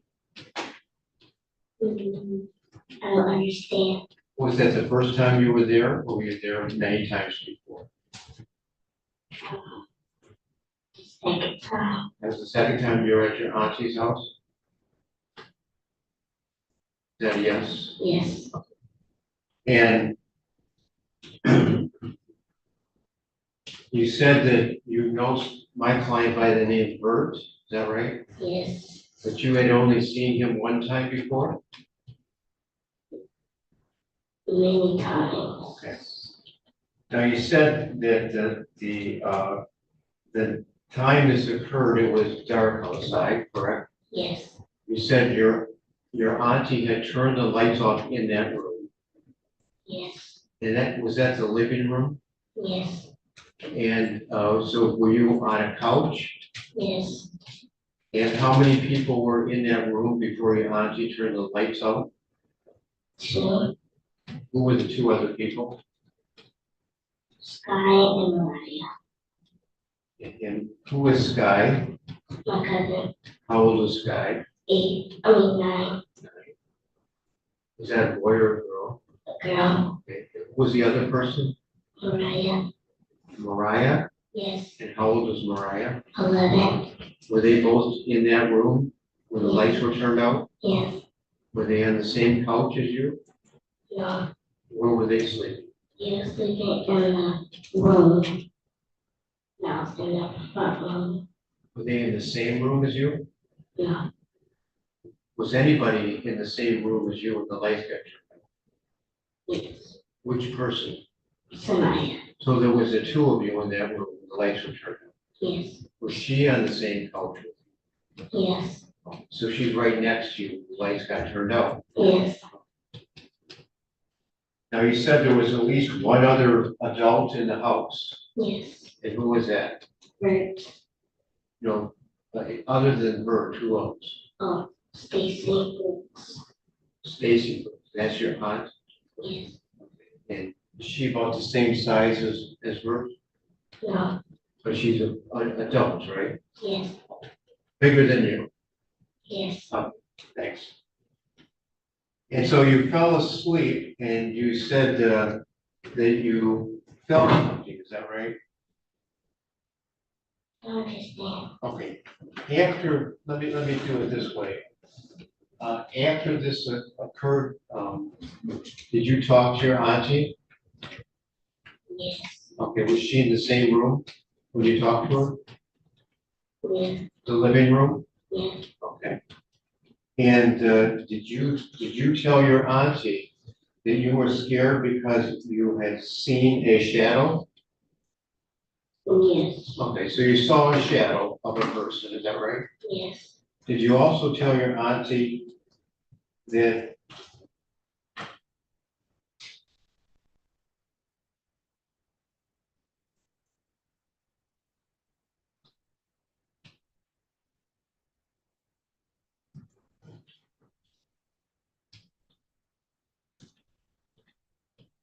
you had seen a big person, but you didn't see the person's face? That was the truth, right? Yes. So you didn't see the person's face who touched you, right? Yes. So you can't say it's Bert for sure because you didn't see his face, right? Right. Okay. You just saw a shadow of a person. Yes. You just thought it was Bert because he's a bigger person, No, it was, right? but you didn't see his face, right? Right. And you didn't, that person didn't speak, correct? Correct. And you didn't speak, is that right? Yes.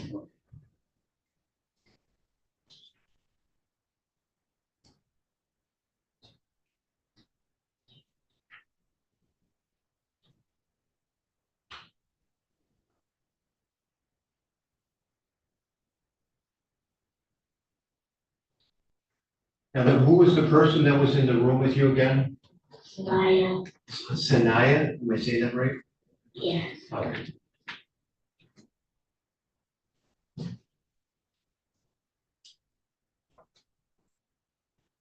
Did you talk to Sanaya after the lights were turned back on by your auntie? No, she was still asleep.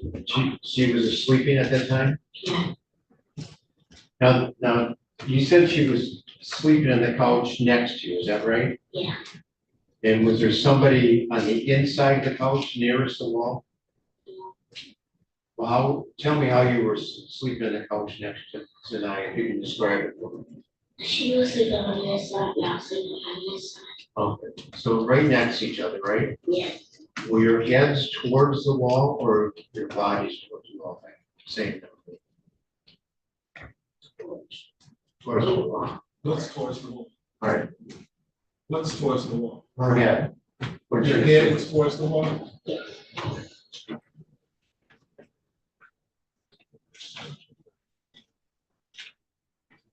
I don't think I made it. Can you redirect? Yes. So, I guess I got a little confused on the track. You said at one point you testified that your auntie was at work, right? Yes. Okay, so when did she go to work? Okay, don't worry about the time of day. Who turned out the lights in the room? She came back from work, and then the lights were still on, then she turned them off.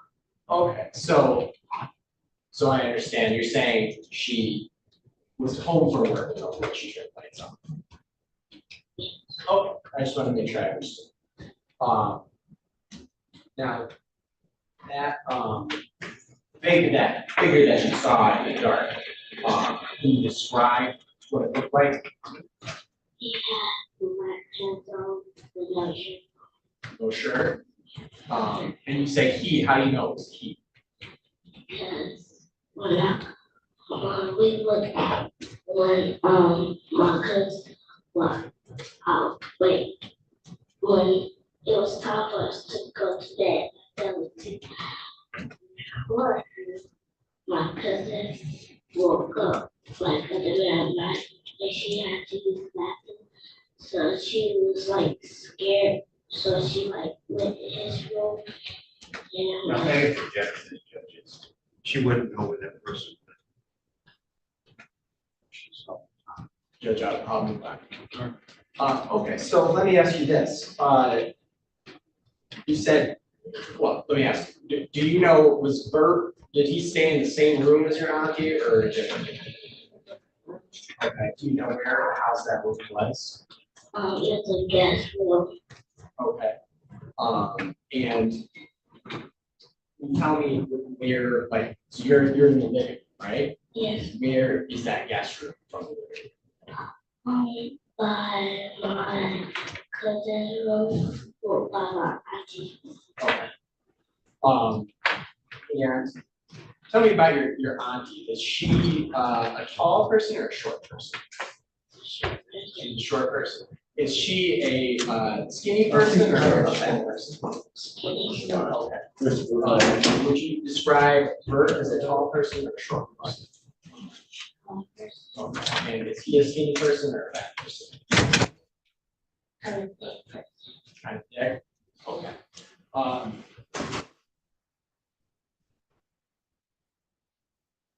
And you were feeling your butt being touched. Could you tell me, was the hand that was touching you big or small? Big. Okay. Would you describe your aunt as having big hands or small hands? Small hands. Okay. And what about your cousin just sitting on the couch? She's asleep. Okay. But does she have big hands or small hands? Small hands. Okay. Your Honor, no more questions. But your auntie was pregnant, is that correct? Yes. And so that would make her a little bigger, right? Again, you told us you didn't see the person's face, correct? Yes.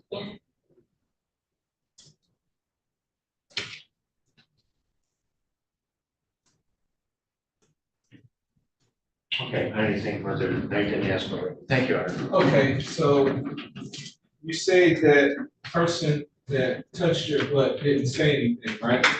Right. And that you didn't see their face. Let me ask you this. Were there any other men or boys in the house on that day? No. Bert was the only one? Yes. You said that you saw this person, they had no shirt on, they had on black pants, is that right? Yes. Did you see Bert after this happened? No. After, well, tell me what happened after the person left the room. What did you do?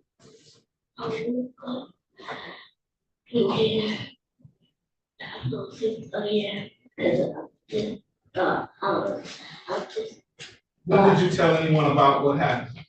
To my auntie. Was it that day that you told her? Yes. That was after you woke up? Yeah.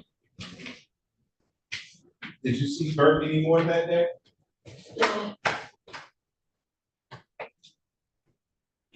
And you said when the person was rubbing your butt or touching your butt, they were touching your butt all over? Is that what you said? Yes. Can you describe that for me? Was there a squeeze or a pinch or a rub or how was it? Rub. Rub.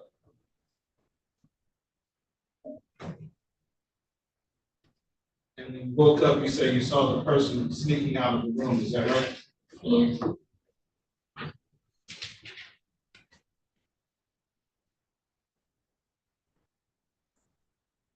Person that you saw, did that look like a man or a woman? Yeah. Okay. All right. Any questions based on my question? How could you tell the difference between whether it was a man or a woman when that person was leaving the room? The lights were on. Saw short hair. My auntie had long hair. You saw what hair? Short. Short hair. Short hair. Her auntie had long hair. Describe the hair yourself. Like short and curly. Curly hair? But you could see that even though the lights were out? Yeah. I'm sorry? Yes. But you told your auntie afterward you didn't see a face, right? Right. And you just saw a shadow, is that correct? Yeah. Nothing further. Anything else, Mr. Lewis? No, Judge. Thank you very much. You're all set, okay? Have a good day.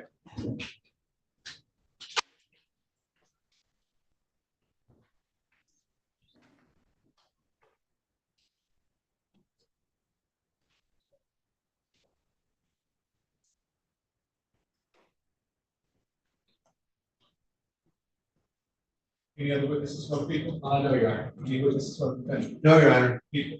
People move for bind over reserve right. Judge, we would object to a bind over here that she didn't see a person's face, she saw a shadow. We don't believe there's enough evidence to establish that my client was in fact the person in touch. Your Honor, based on the testimony that she gave, she explained there were only two adults in the house at that time. Her aunt, who she described as short, having long hair, skinny build, and Mr. Austin, she described as larger. She said the guy and thicker, and having short curly hair. She stated also she was able to testify that she could see that the individual had no shirt on, he was wearing black pants. She testified based on what she was able to see that it was Mr. Austin that she saw me after the butt being touched. I believe based on the probable cause standard that I have satisfied the elements that there is a patron. I think what we have here is strong circumstantial evidence that the person who touched this baby was in fact the defendant. She indicates that there was no other males in the house and that she could tell that the person that was sneaking out of the bedroom, touching her behind, was in fact a male. And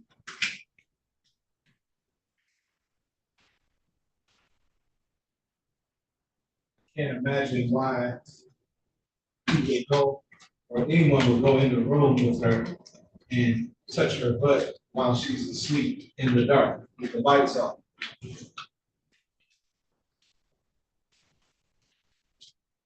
Court, after hearing the testimony of the young Ms. Brooks, is satisfied that people have met their burden of probable cause as it relates to the charges contained in the 21. Court finds those charges were committed in the city of Detroit. The court finds probable cause that this defendant committed. Then will be bound over to the County Third Circuit Court. Criminal division for proceedings. His arraignment on the information date and time will be April 22nd, 2024 at 9:00 a.m. Thank you, Your Honor. Judge, I believe there was a order that I sent to the court last week. Bond is set at $50,000 cash. Cash, yes. Cash. Could you change that, please? The cash. Yes, because the jail. I just said 50,000 cash. Thank you very much.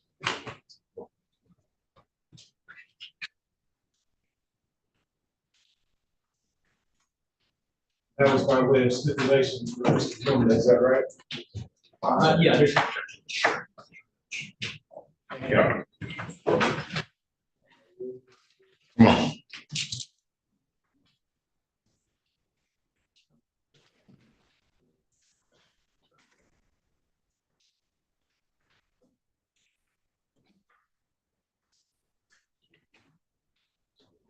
Ms. Walrad. Yes, Your Ready? Honor. Yes, I have to finish filling out one of my.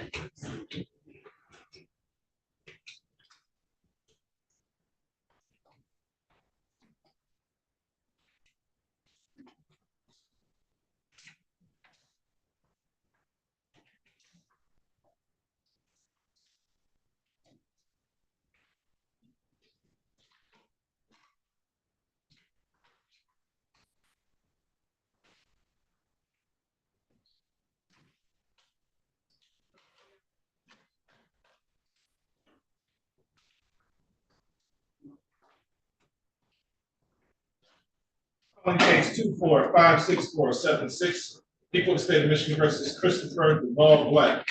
Defendant is charged in count one assault with a dangerous weapon, count two malicious destruction of personal property, $200 or more but less than $1,000, count three domestic violence. He also has a case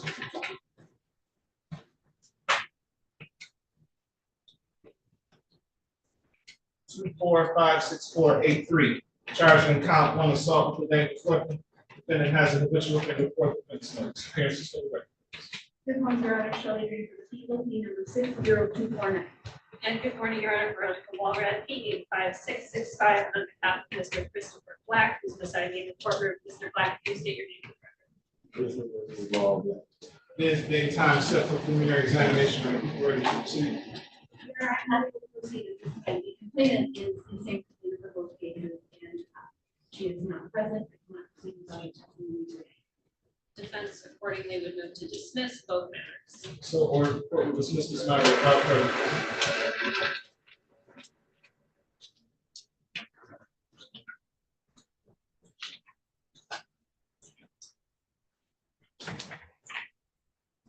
Ms. Walrad, any dismissal orders? I'll just get it to you, John. Oh. That's what I was taking a while to scroll before I came up. Thank you. Okay.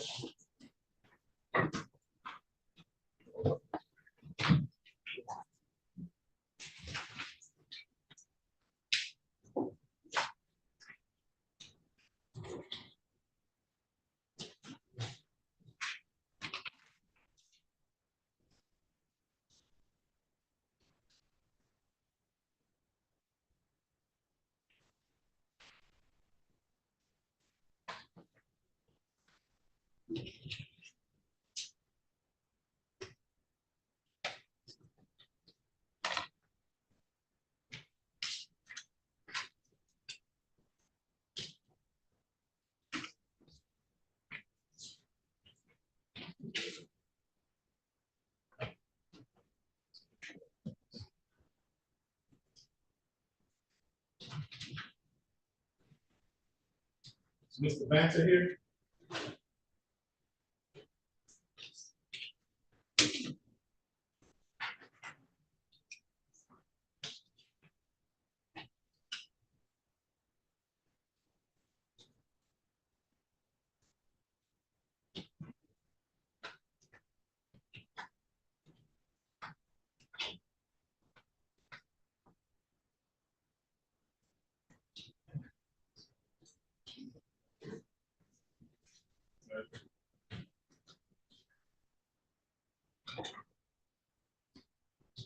Your Honor, counsel not here. Please.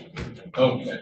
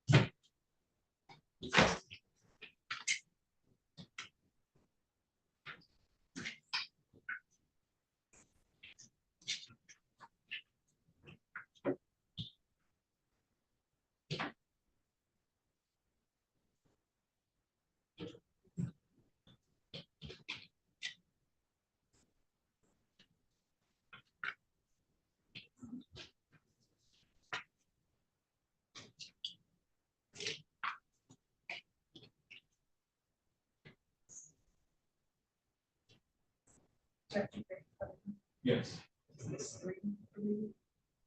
58741.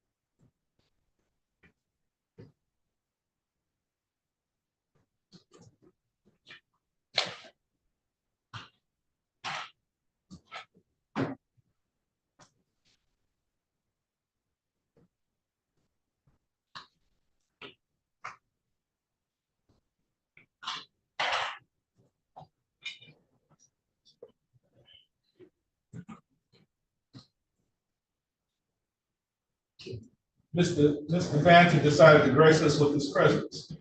I had two matters up across the street.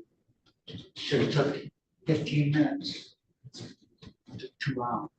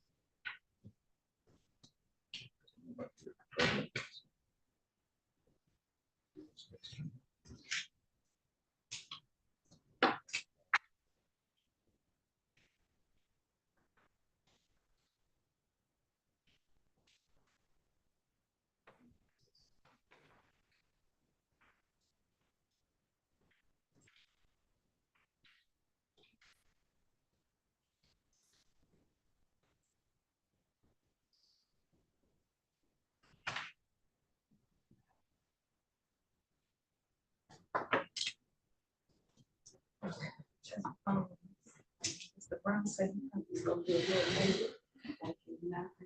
Okay. So, Are we ready on Tether? No, thank you on this one. So, thank you. Okay, Mr. Vance has another one with me, I think, unless anything takes it. And the other defense counsel is running behind.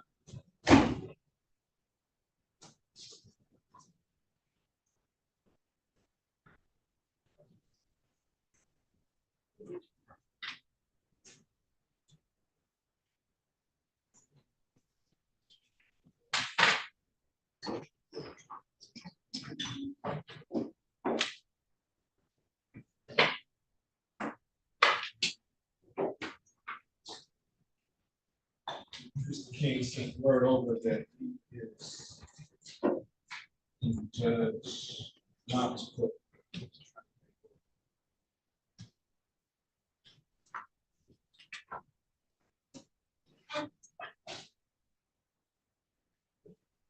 I got something, I emailed this morning about Larry King, who is prosecutor on this case. Dang. He's in front of Judge Wow. Judge Wow sent over the word that as Mr. King is going to send over as soon as he can.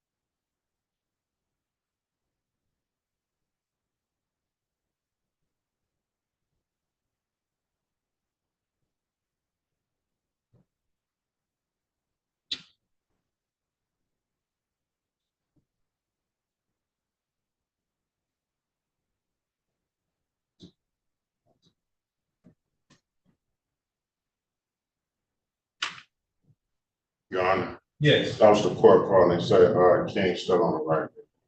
Okay.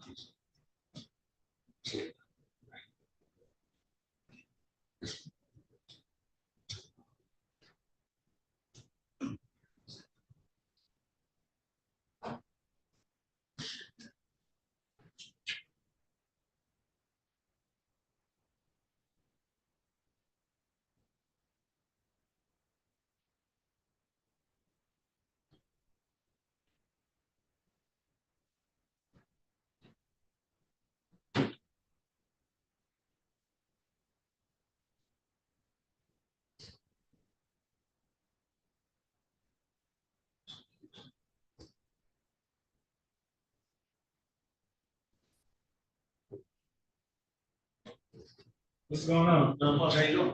All right.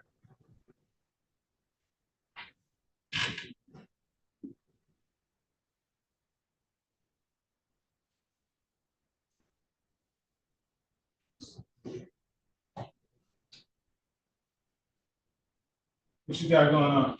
Waiting on, just waiting on, the prosecutor. What now? So I got a case in front of you, just waiting on the prosecutor. In front of me? Yeah. Which one?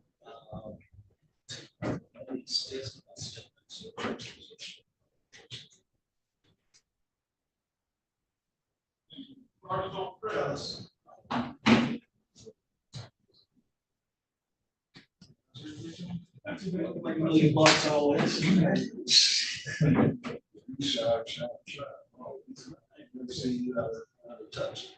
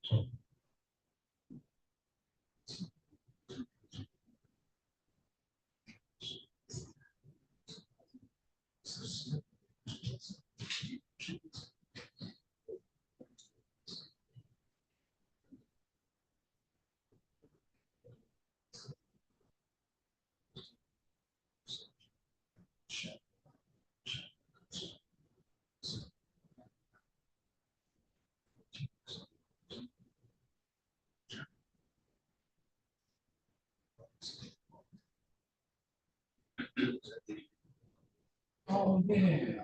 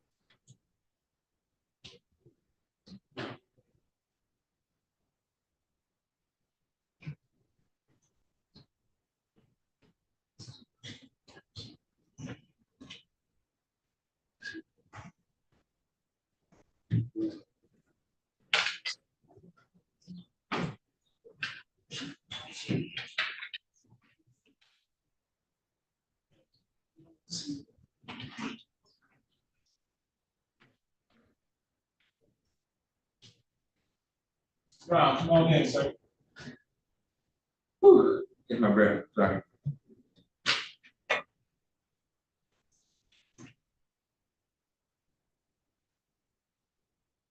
So I think Ms. Drain is the AP on that, right? Did- Ms. Drain is the AP on your case, right? Yes, that's correct. Okay. Did you see her out there? I saw her, yes. I'm ready to go with you guys, sir. Okay. I see you say that.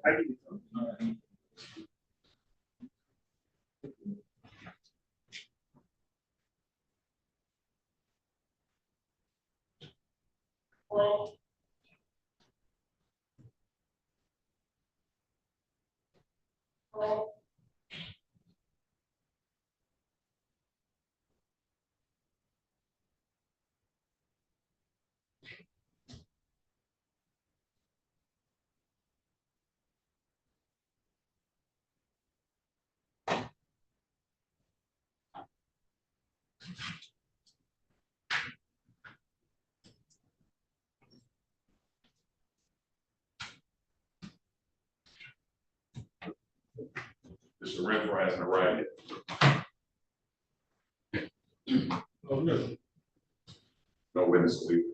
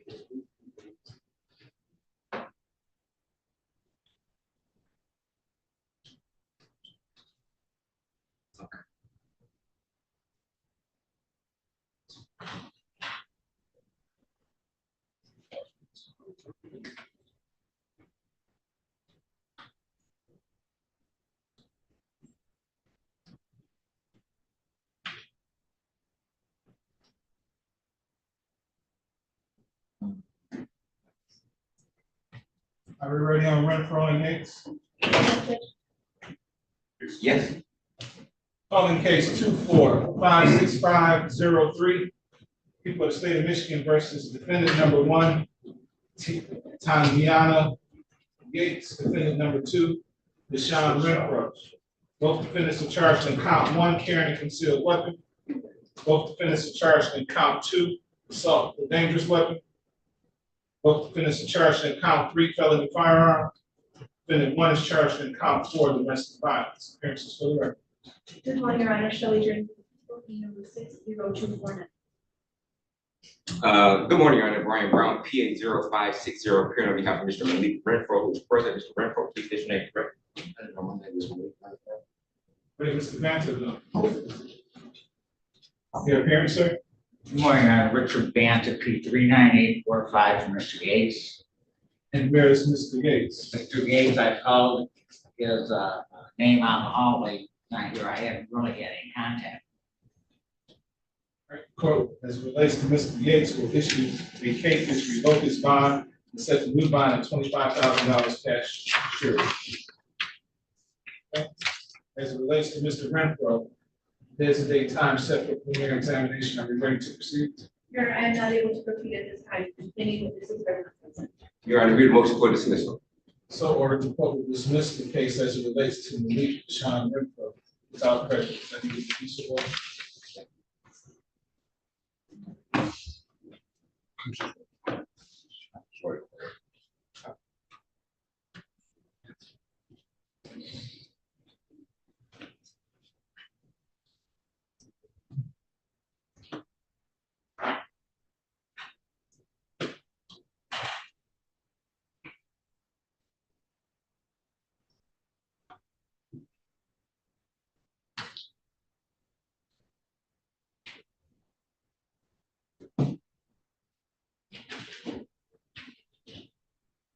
Mr. Banksy, I'm sorry, Mr. Brown, you're going to dismiss the order? Yes.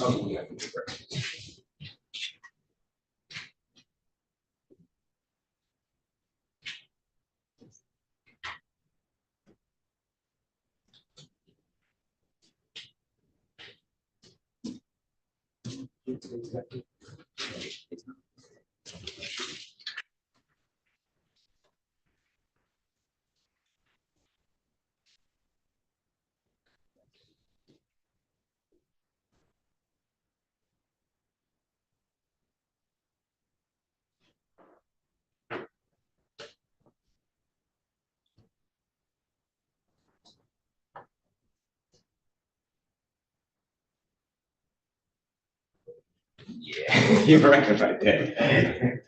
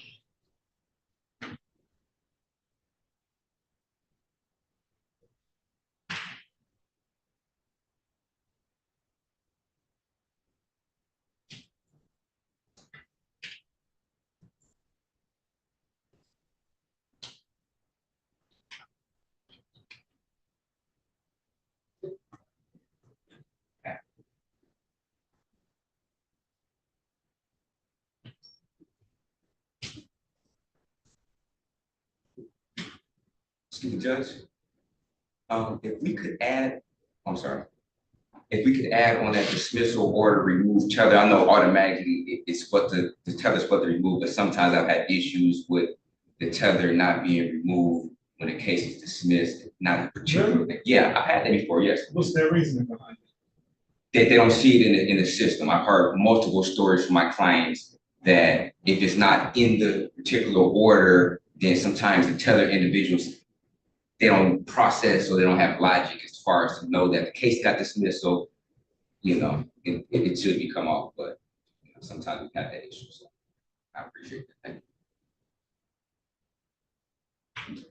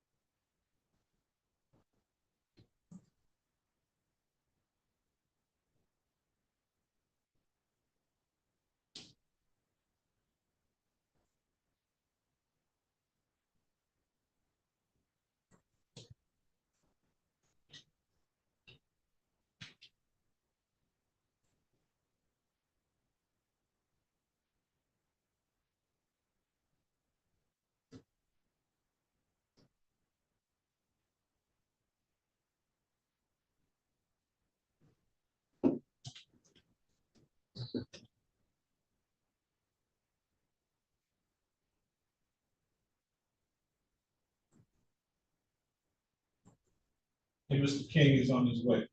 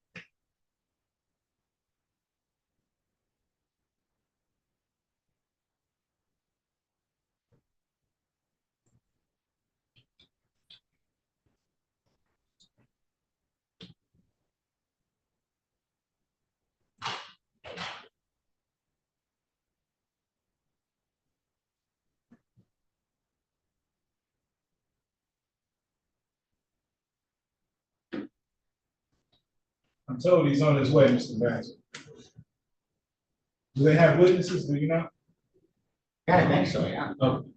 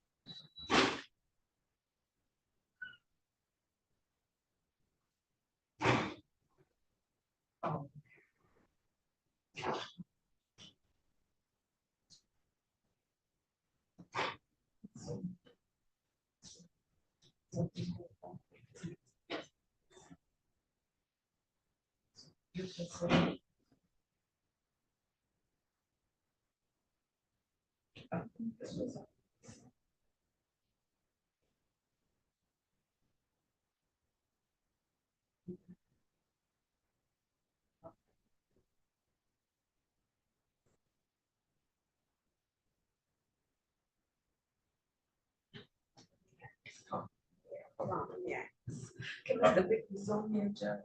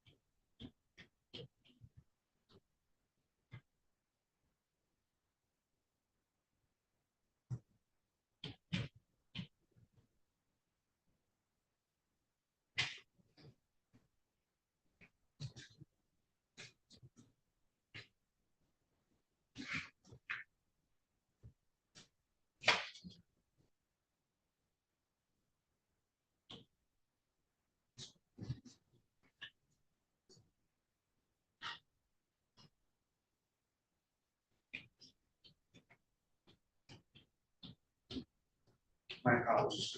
At least you let me know where you were at. My apologies. There was an emergency with a victim being threatened that cropped up. It took a lot more time than I anticipated. Okay, no problem.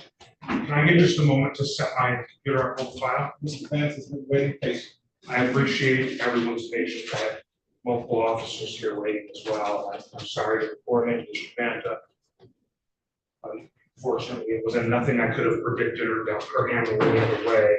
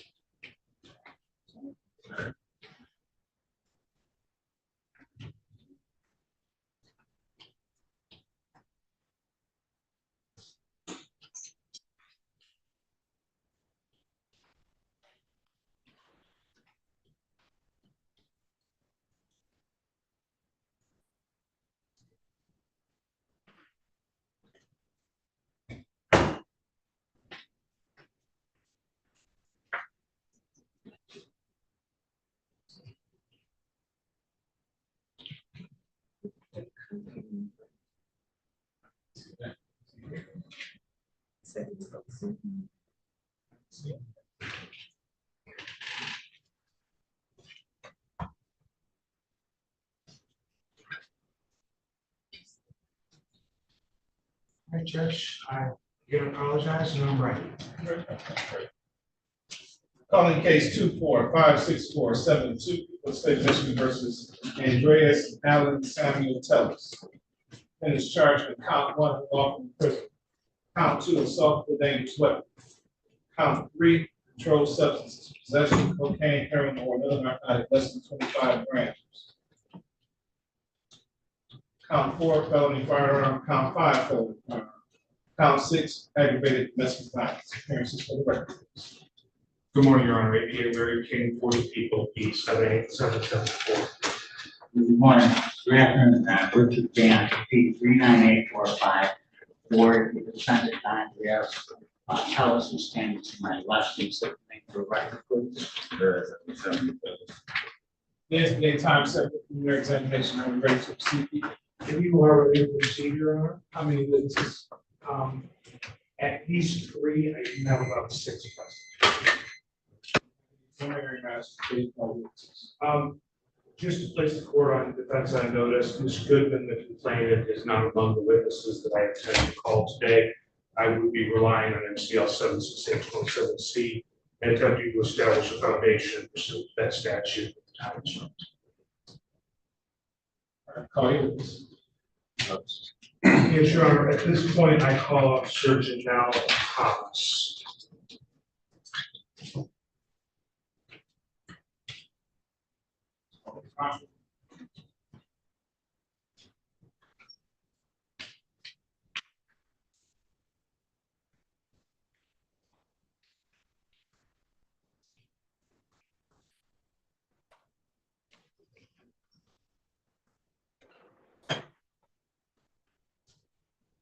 Please give your name and spelling to the court reporter.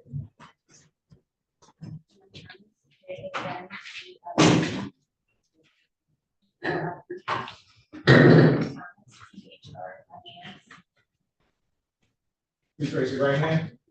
Do you swear or affirm to tell the truth, the whole truth, and nothing but the truth, so help you God? Thank you. Please have a seat in the witness box. And you're ready. Thank you, ma'am. One more time for the record of the court. Did you state your name? My name is Officer Janelle Thomas, badge number 4208. I work for the 9th precinct. And in what capacity do you work? On patrol. Patrol officer? Yes. How long have you been working law enforcement? Oh, approximately 6 years. And how long have you been at the 9th precinct? About 5 years, 4 years. Were you working on March the 28th of this year? Yes. What shift were you working on? Midnight, platoon 1. Platoon 1, that's what time to what time? Midnight to 8 a.m. Were you working alone or with a partner that day? with a partner that day. Who was your partner? Also getting, Were you in full uniform? yes, And were you in a squad car? yes, Who was driving? I was. Did there come a time when you and your partner would dispatch to 17218 Bradford Street? Yes. Do you recall about the time of that dispatch? I'd have to see my report. You have a copy of that with you? No, I believe that, oh, I see nothing. I only have the digital copy. Okay. May I have the OIC come in for the hard copy, Judge? Okay. Officer Rogan. Sending one of my colleagues to get Officer Rogan. I'm gonna move back to the time question so we can continue to move on. Do you recall what the nature of the dispatch was that brought you to that location? Belonging to self. I'm sorry, I didn't hear you. Belonging to self. So you go to the location. Yes. What's there? What type of structure is this? Just the neighborhood of houses. Is this a single family home? I believe so. It's definitely a 2-story home. What do you do when you arrive? When we arrived, we knocked on the door, announced ourselves several times. When you say we want you to talk only about what you did, heard, said. Okay. So your partner was with you, correct? Yes. Okay, but what specifically did you do? I went to the location.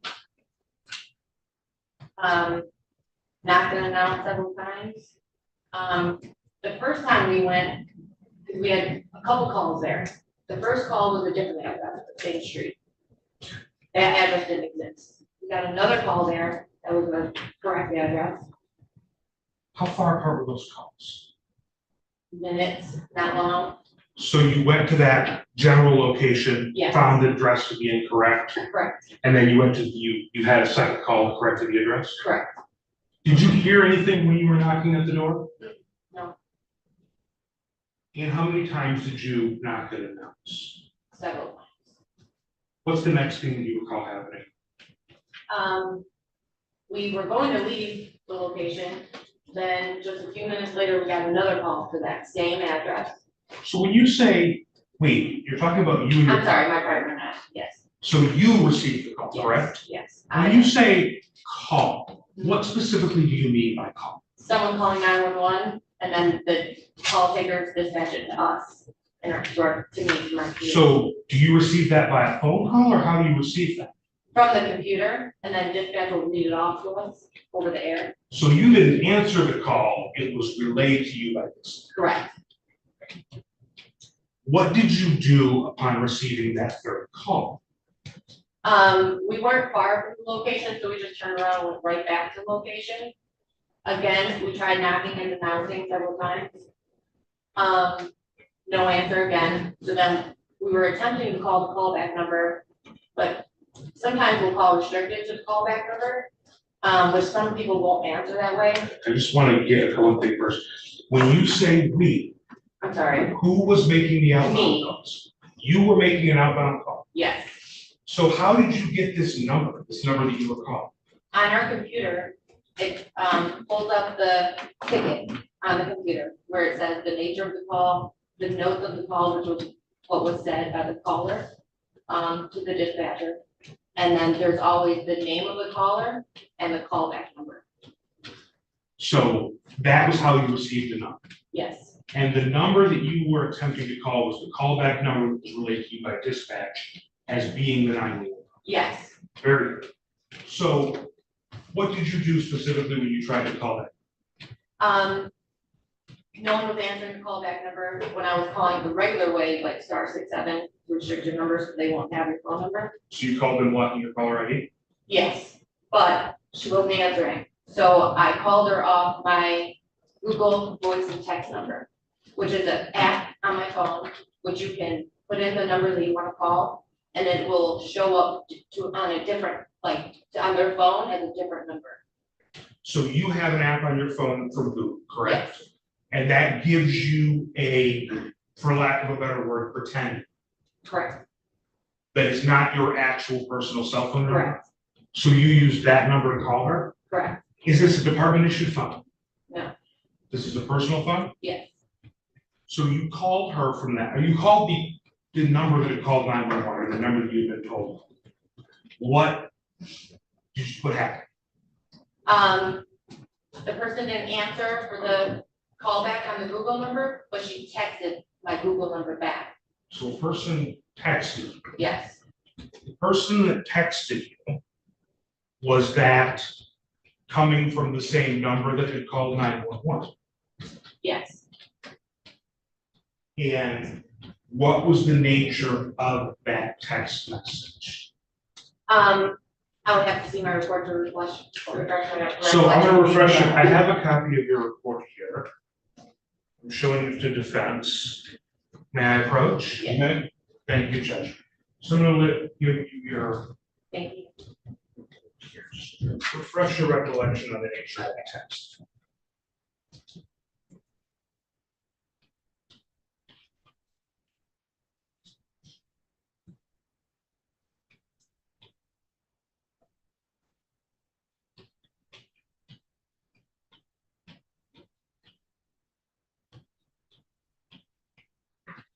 Your recollection refresh? Yes.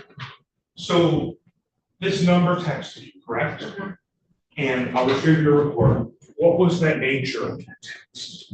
She said, the text said, I'm in the room, you won't let me out. And that came from the number that had called 911. Yes, Did you continue to engage with this person by text? yes. And what, if anything, did you ask this person? I said, is he in there with a gun? Because due to the notes on the run that was on my computer, it said that a female was being assaulted and the male had a gun. So you have been relayed information that made you believe there may be a gun? Yes, And why ask the person on the text, why ask this person about it? because of the notes in the pad. And how did the person respond? She said, yes, he has a gun. What was the next thing that you did? I then asked her where they were in the house. And did she describe to you where she presently was within the home? She said in the back. And Your Honor, I know there's no objection, but I do want to say this is present sense impression. We'll offer this for present sense impression. Okay. In the house in the back? Yes. Did you take any action based on that information?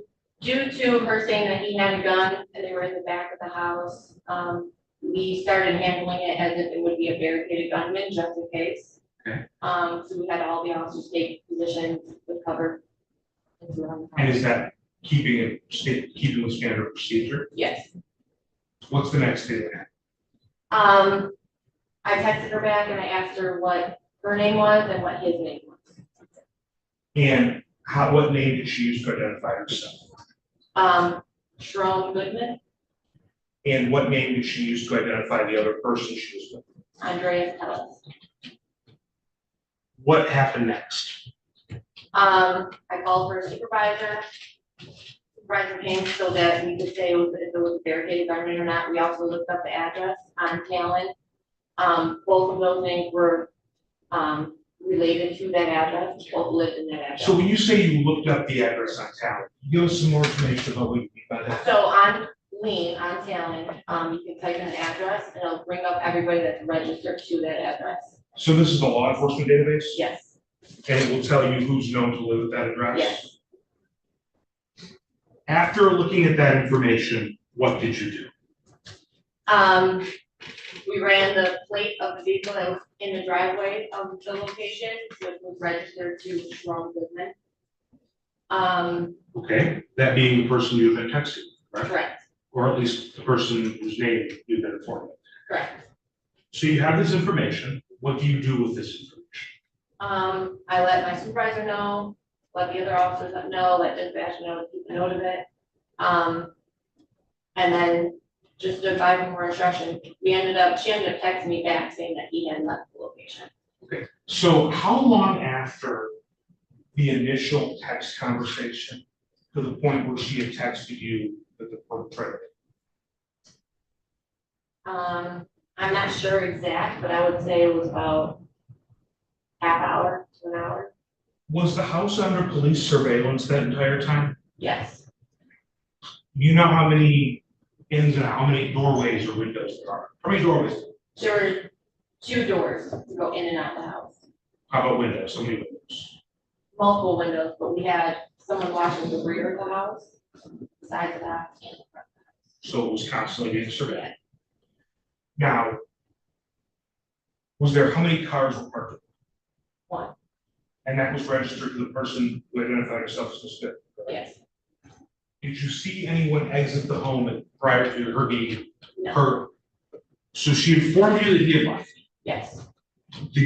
What happened next? I asked her to come to the door and speak with me at the door. She came to the door, she opened it, she started telling me that he was staying consistent with that he left. So the location. let's go back. So you come to the door, I went to the doorway. anybody with you? I believe my supervisor was with me. Do you knock on the door? Yes, Does somebody answer? yes, Who answers? Trump. How do you know who's sure? When we run them in Talon, we can run each person individually by their name or number, their house number. And a picture of us. So you had seen this picture at the police station? Yes, And then a person answered the door, yes, and that person was consistent with the photograph that you'd seen? yes. How was she acting when you talked with her? She seemed very nervous, flustered. Her cheek was bleeding slightly near her nose. She seemed a little distraught. Okay, so when you say flustered and distraught, I kind of want to go get a little bit more detail there. Was she talking to you like you and I are talking now, or was there something about her voice or mannerisms? Well, she was sweating, and then her voice was a little shaky. Seemed a little hesitant. This mark on her face, was that the only mark you noted? That I seen at that moment, yes. And what did she tell you in the door? She said that he left the location. I asked her if we could come in and check the house and see if he was still in the house. She said no. She stayed consistent with that he left the location. I thought in that moment that I heard a male voice whisper to her from on the other side of the doorway. So you believe you heard a voice? I did. And what did you do? I asked her about the male voice. How did she respond? She said, he's not here. She just kept saying he wasn't there. And what's the next thing? I was trying to gauge her a little bit more, see if he was like standing behind her. I think I whispered to her to blink a lot if he was there, and she didn't. So then I asked her if we could come in one more time. She said, I don't think you should. And what's the next thing? I continued to ask. She said you have to get a warrant and shut the door. And what did you do? I talked with my supervisor to see if we could maybe get her to come out again. So we decided to call her or text her again and see if she would come out of the house and talk to us. And what happened at that time? She agreed to come back to the door. We waited a minute. She came to the door. We asked her to step out of the house and come to our car with us to get a little more information from her. Did she do that? She did, And did you go with her to the police vehicle? yes. What happened when you were at the police vehicle? I sat her in the vehicle, just tried to talk to her a little bit more. I asked her about her relationship with the male. And did she tell you what the relationship was with this male person? They were dating, And the person she was dating, that was the person, Mr. Callis? yes. Did she talk to you at all about what had occurred within the home? I was asking her about the firearm, and she described the firearm to me. I removed my duty weapon to show her my gun. She said it was a black gun. So I said, was it like this? And she said it was just like that, just a little smaller. And what do you carry? I carry a 9mm Smith & Wesson. So what happened after this? What was the next thing? We had medics come and check her out. Did you notice any more injuries on her as you're now outside the house and in the police car? She was showing me bruises on her arms and legs. She was showing the medic bruises on her legs in the medic rig. So the medic rig came, Yeah. she got into the medic rig, and you were there with her, Yeah. and she's talking to the medics. Mhm. Did she explain how these bruises got there? No, I wasn't in the medic rig the whole time, just near the end, like in the beginning and then near the end, I was in the corner. Anything stand out to you about the injuries that you had observed on her person? Just multiple bruises on the legs and the arms. So the medics are there, what's the next thing that happens? I continued to talk to her a little bit, then. My memory. And would that refresh your memory if you saw your police report? Yes. Approach Judge? Yes.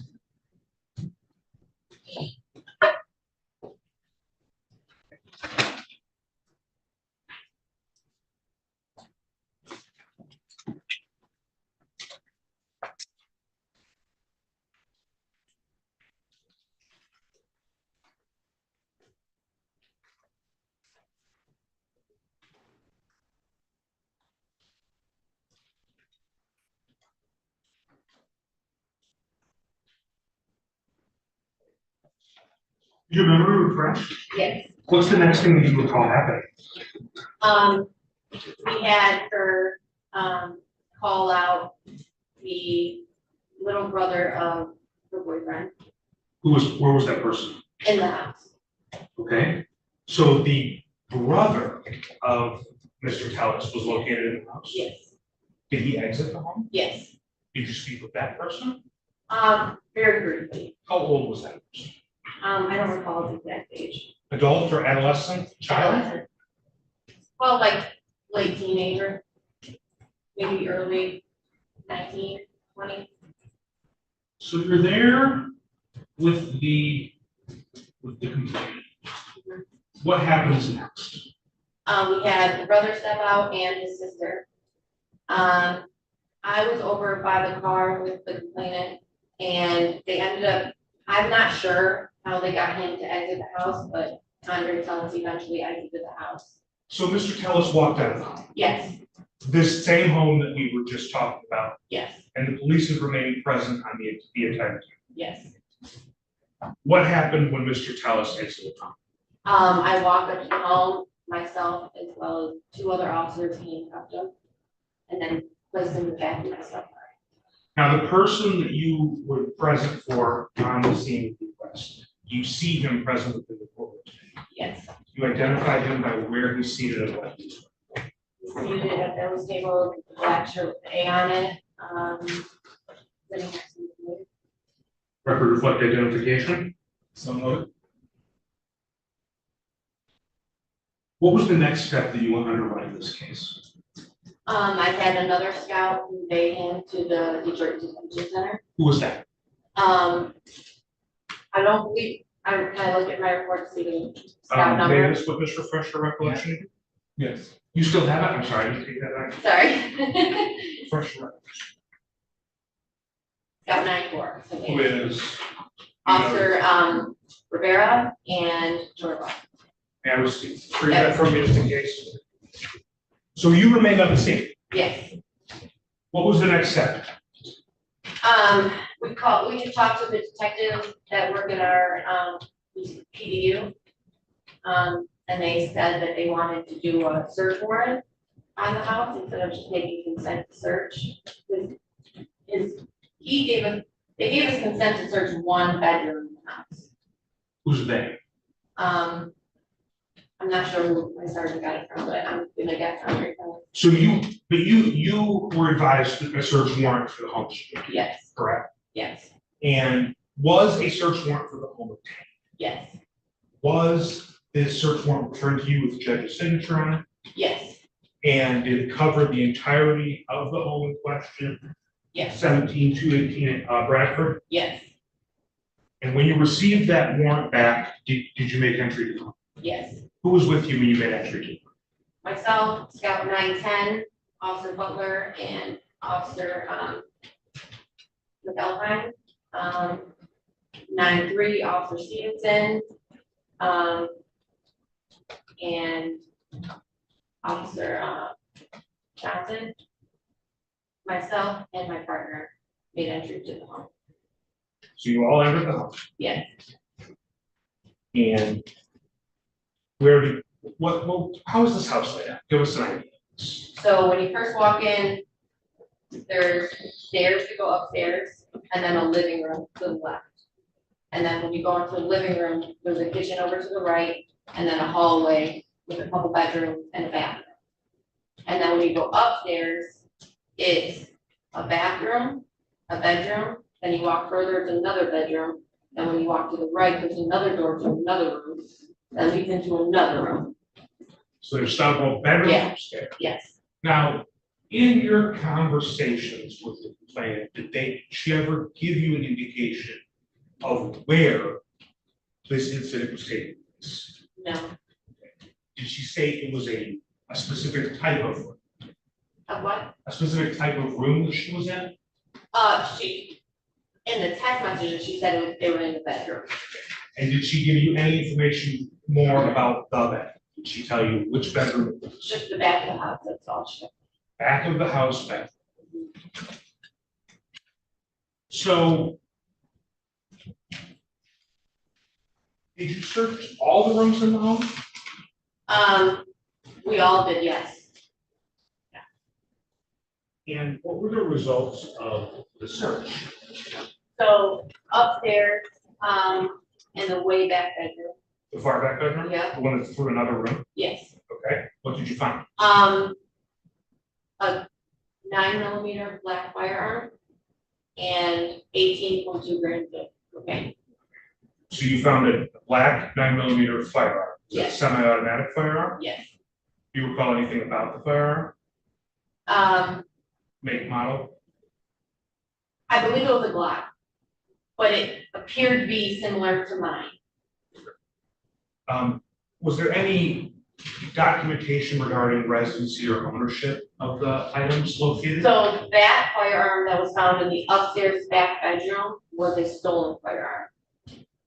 What about mail or bills with names on it, anything to that effect?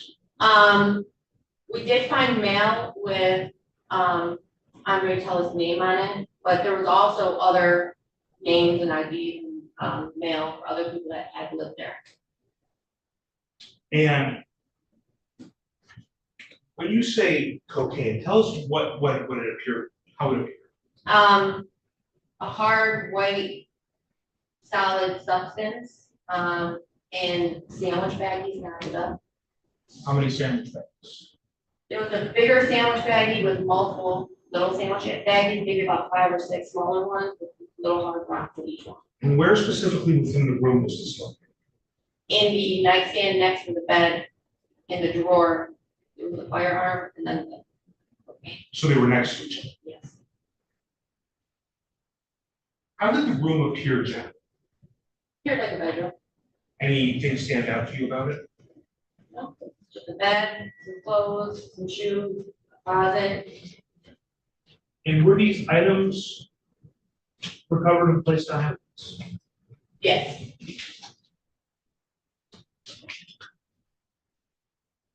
Nothing further from this witness. Cross-examine.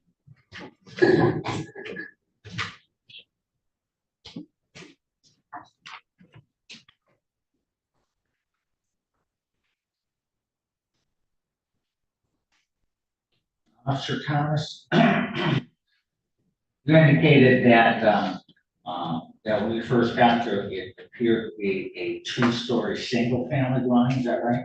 That's what it appeared to me, yes. If there wasn't 2 doors in front, or something go upstairs, to a separate apartment or anything like that. No, You said you were there at this address, and that address was what, 17218 Bradford, is that correct? I believe so. Okay. You were there 2 or 3 times? Yes, Okay, was it 3 times you think? 3 times. Okay, the first 2 times, nobody answered the door. The 3rd time, what happened? The 3rd time, no one answered the door either. That's when But that's when you got the text message, right? Okay.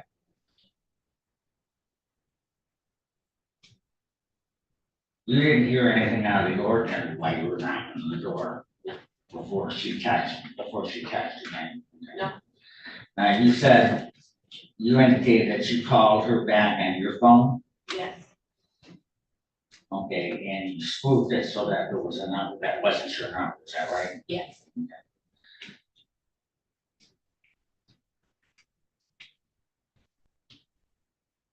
Now, you didn't know who was texting you, did you? No, not right away. Okay, it took a while before you identified the person as Miss Goodman, is that right? Correct.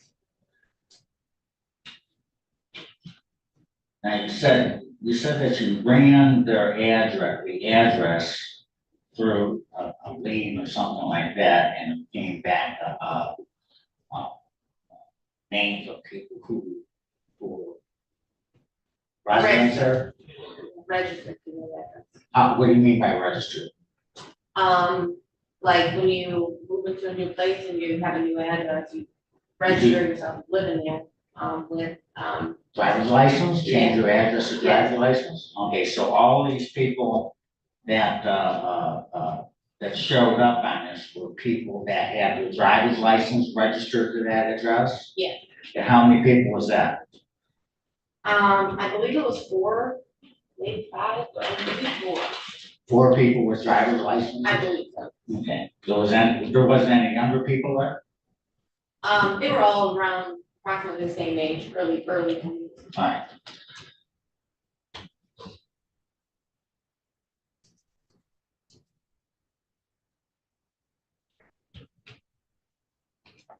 Now, you aren't the one that prepared the affidavit for search warrant, were you? No. Okay. Hang on 1 second. 1 second.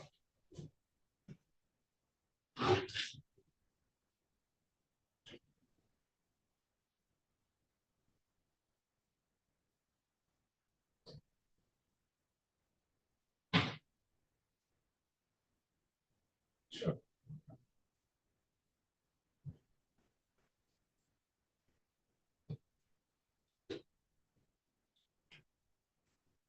Okay, sorry about that, go ahead.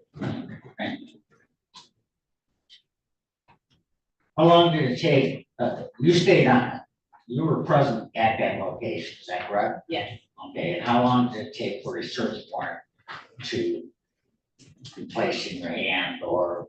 A few hours, maybe 2 to 3 hours. Okay. And as you were waiting for that search warrant, where were you located? In the scout car directly from the house.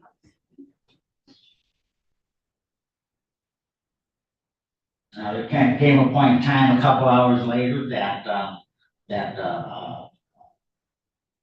the search warrant was made aware of you and the other officers there, is that correct?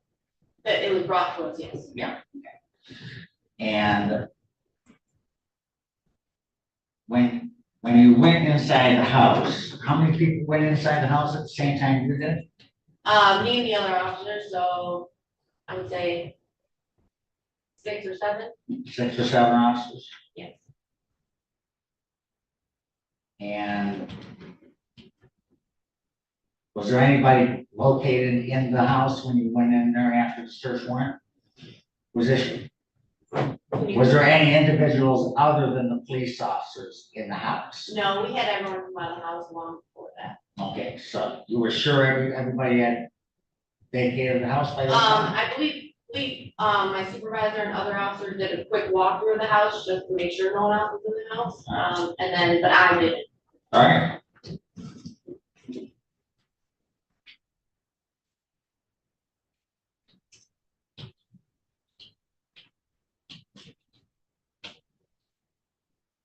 Now, were you the officer that found the firearm in the upstairs bedroom?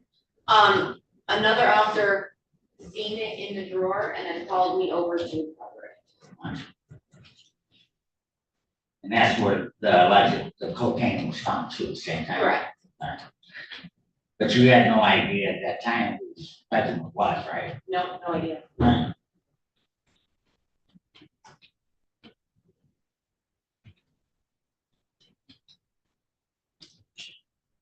Did you fill out the return, a search warrant return for that? For that? No, the officer who did the search warrant. I don't have any questions. You ready? No, good. Okay, officer, that weapon that was recovered, you said it was a 9mm Glock. I believe so. Was it smaller than yours? Slightly. And you say the cocaine was found with the weapon? Right next to it in the same room. And you said there were approximately 4 people that were registered to this house. Yes, Was the defendant, Mr. Tellus, registered to the house as well? yes.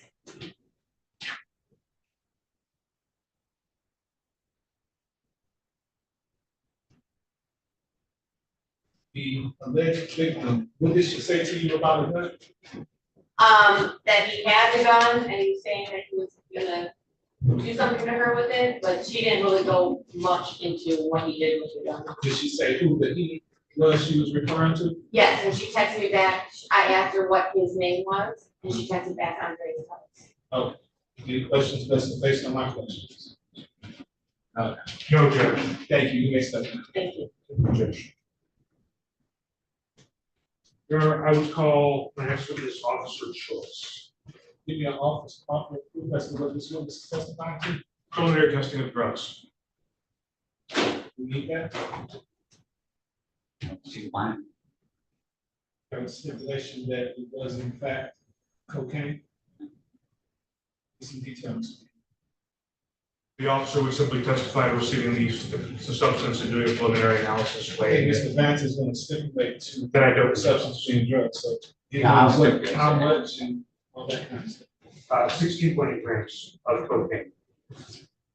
Tested by whom? On what date? Tested by Officer Choice. Preliminarily tested by Officer Choice. 18.2 grams tested by Officer Samuel Choice, March 28, 2024 at 6:55 a.m.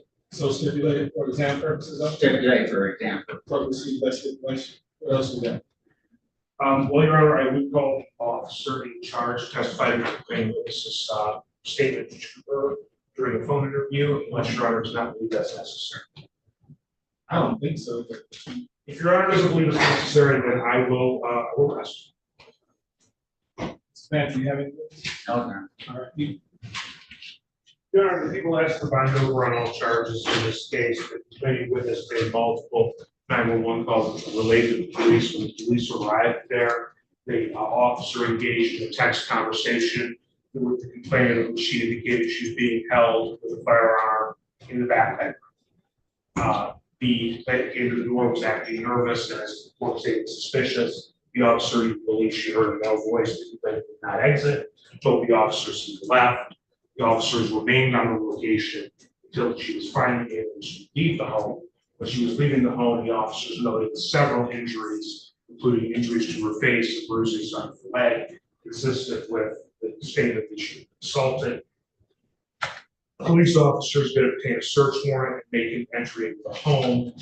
They entered the home, and in the furthest back bedroom, consistent with the back bedroom statement to the officer, it was located a firearm, a black 9mm semi-automatic handgun, which matches the description that was given to the officer, in this case by the complainant.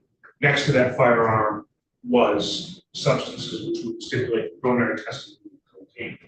Your Honor, I think the evidence shows by a probable cause standard that this occurred in that back bedroom, what the complainant witness was held against her will, and that the complainant witness was assaulted by use of a firearm.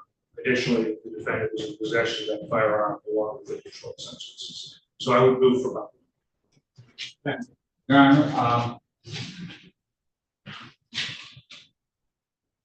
the only testimony we have is the testimony of Police Officer Jennings.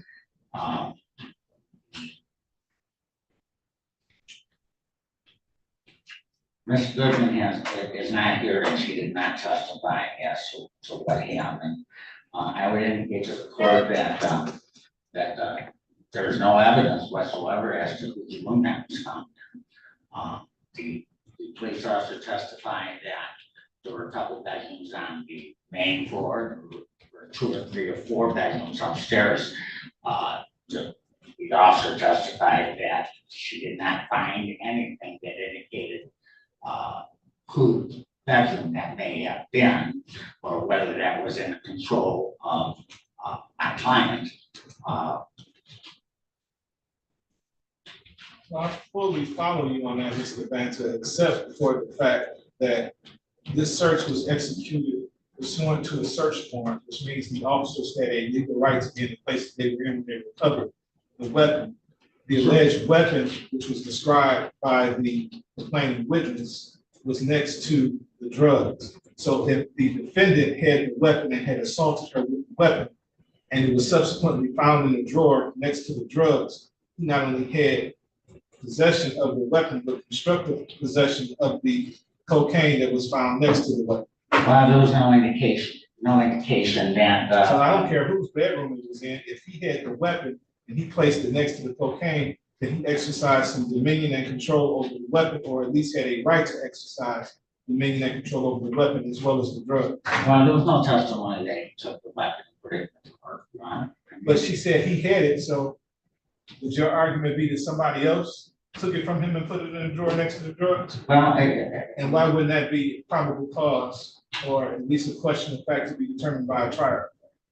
I believe that there's not been any evidence indicating who, there was 4 or 5 people that. But I only heard about one person assaulting her with a gun, Right. And that one person being your client. Right, and that's just the testimony of the police officer. Right. The victim was not here to testify. I know that too, but you understand how that testimony came in pursuant to court rule or statute, I believe statute. Other than that, Your Honor, I don't have anything additional. Anything else, Mr. King? No, Judge, thank you. Court is satisfied that people have met the burden of probable cause as it relates to the charges contained in the complaint form. Court finds those charges were committed in the city of Detroit, and the court finds probable cause to believe this has been committed. Then it will be bound over to the County Third Circuit Court Criminal Division for proceedings. His arraignment on the information date and time will be April 29th, 2022 at 9:00 a.m. File will be continued. Thank you, Judge. Your Honor, there is a request that my client had indicated to me that right now you can't go back to the address of 17218 Bradford, is that right? And is Mrs. Goodman, does she live there? What do you mean not really? He'd like to be able to go back, because that's the house that he lives at with his relatives. He indicates that Miss Goodman does not live there. Where is he living now? Where you living at now? 15, my sister. He wants to go back there because of what? Tell him. It's too far, and I don't have nothing. Too far from what? Do you work? Huh? Do you work? That's enough. Too far from what? It's too far from everything, like my clothes over there, I don't have no type of clothes. And my sister was too small, she got 4 kids. Can't you get your sister to go over there and get clothes for you? That's the thing, she got too much going on. Who all lives And I'm in this lucky house? she even let me Who all lives in the house on Bradford? Before it was a girl, it was just me, my little brother, my little sister, and my daughter. How old are they? My brother, he was 19, he was just trying to. So why can't they bring the clothes to you? They all have a car. And where there's a will, there's a way. I'm not really buying it. I don't be concerned. Thanks, Judge. Thank you.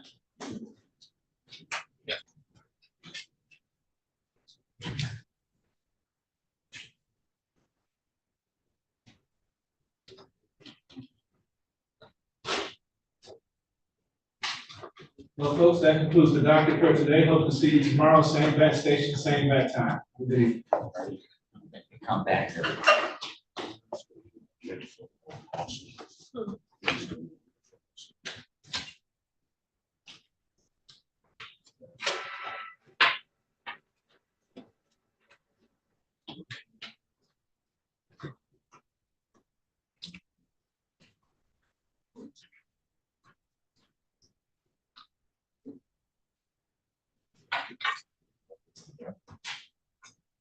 What's that?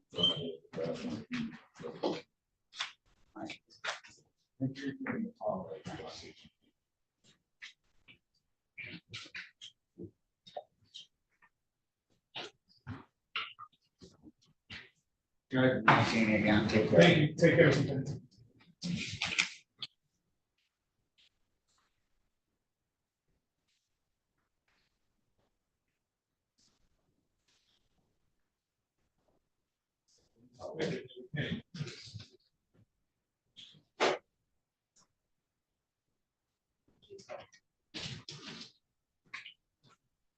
You can't walk in here like you're in the Wild Wild West. Did y'all see that stroll he had? Tired, man. Oh, yeah. What shift you on? Midnight. Midnight's go home and get some rest, bro. Time to be gone. Don't let choice get you in no trouble.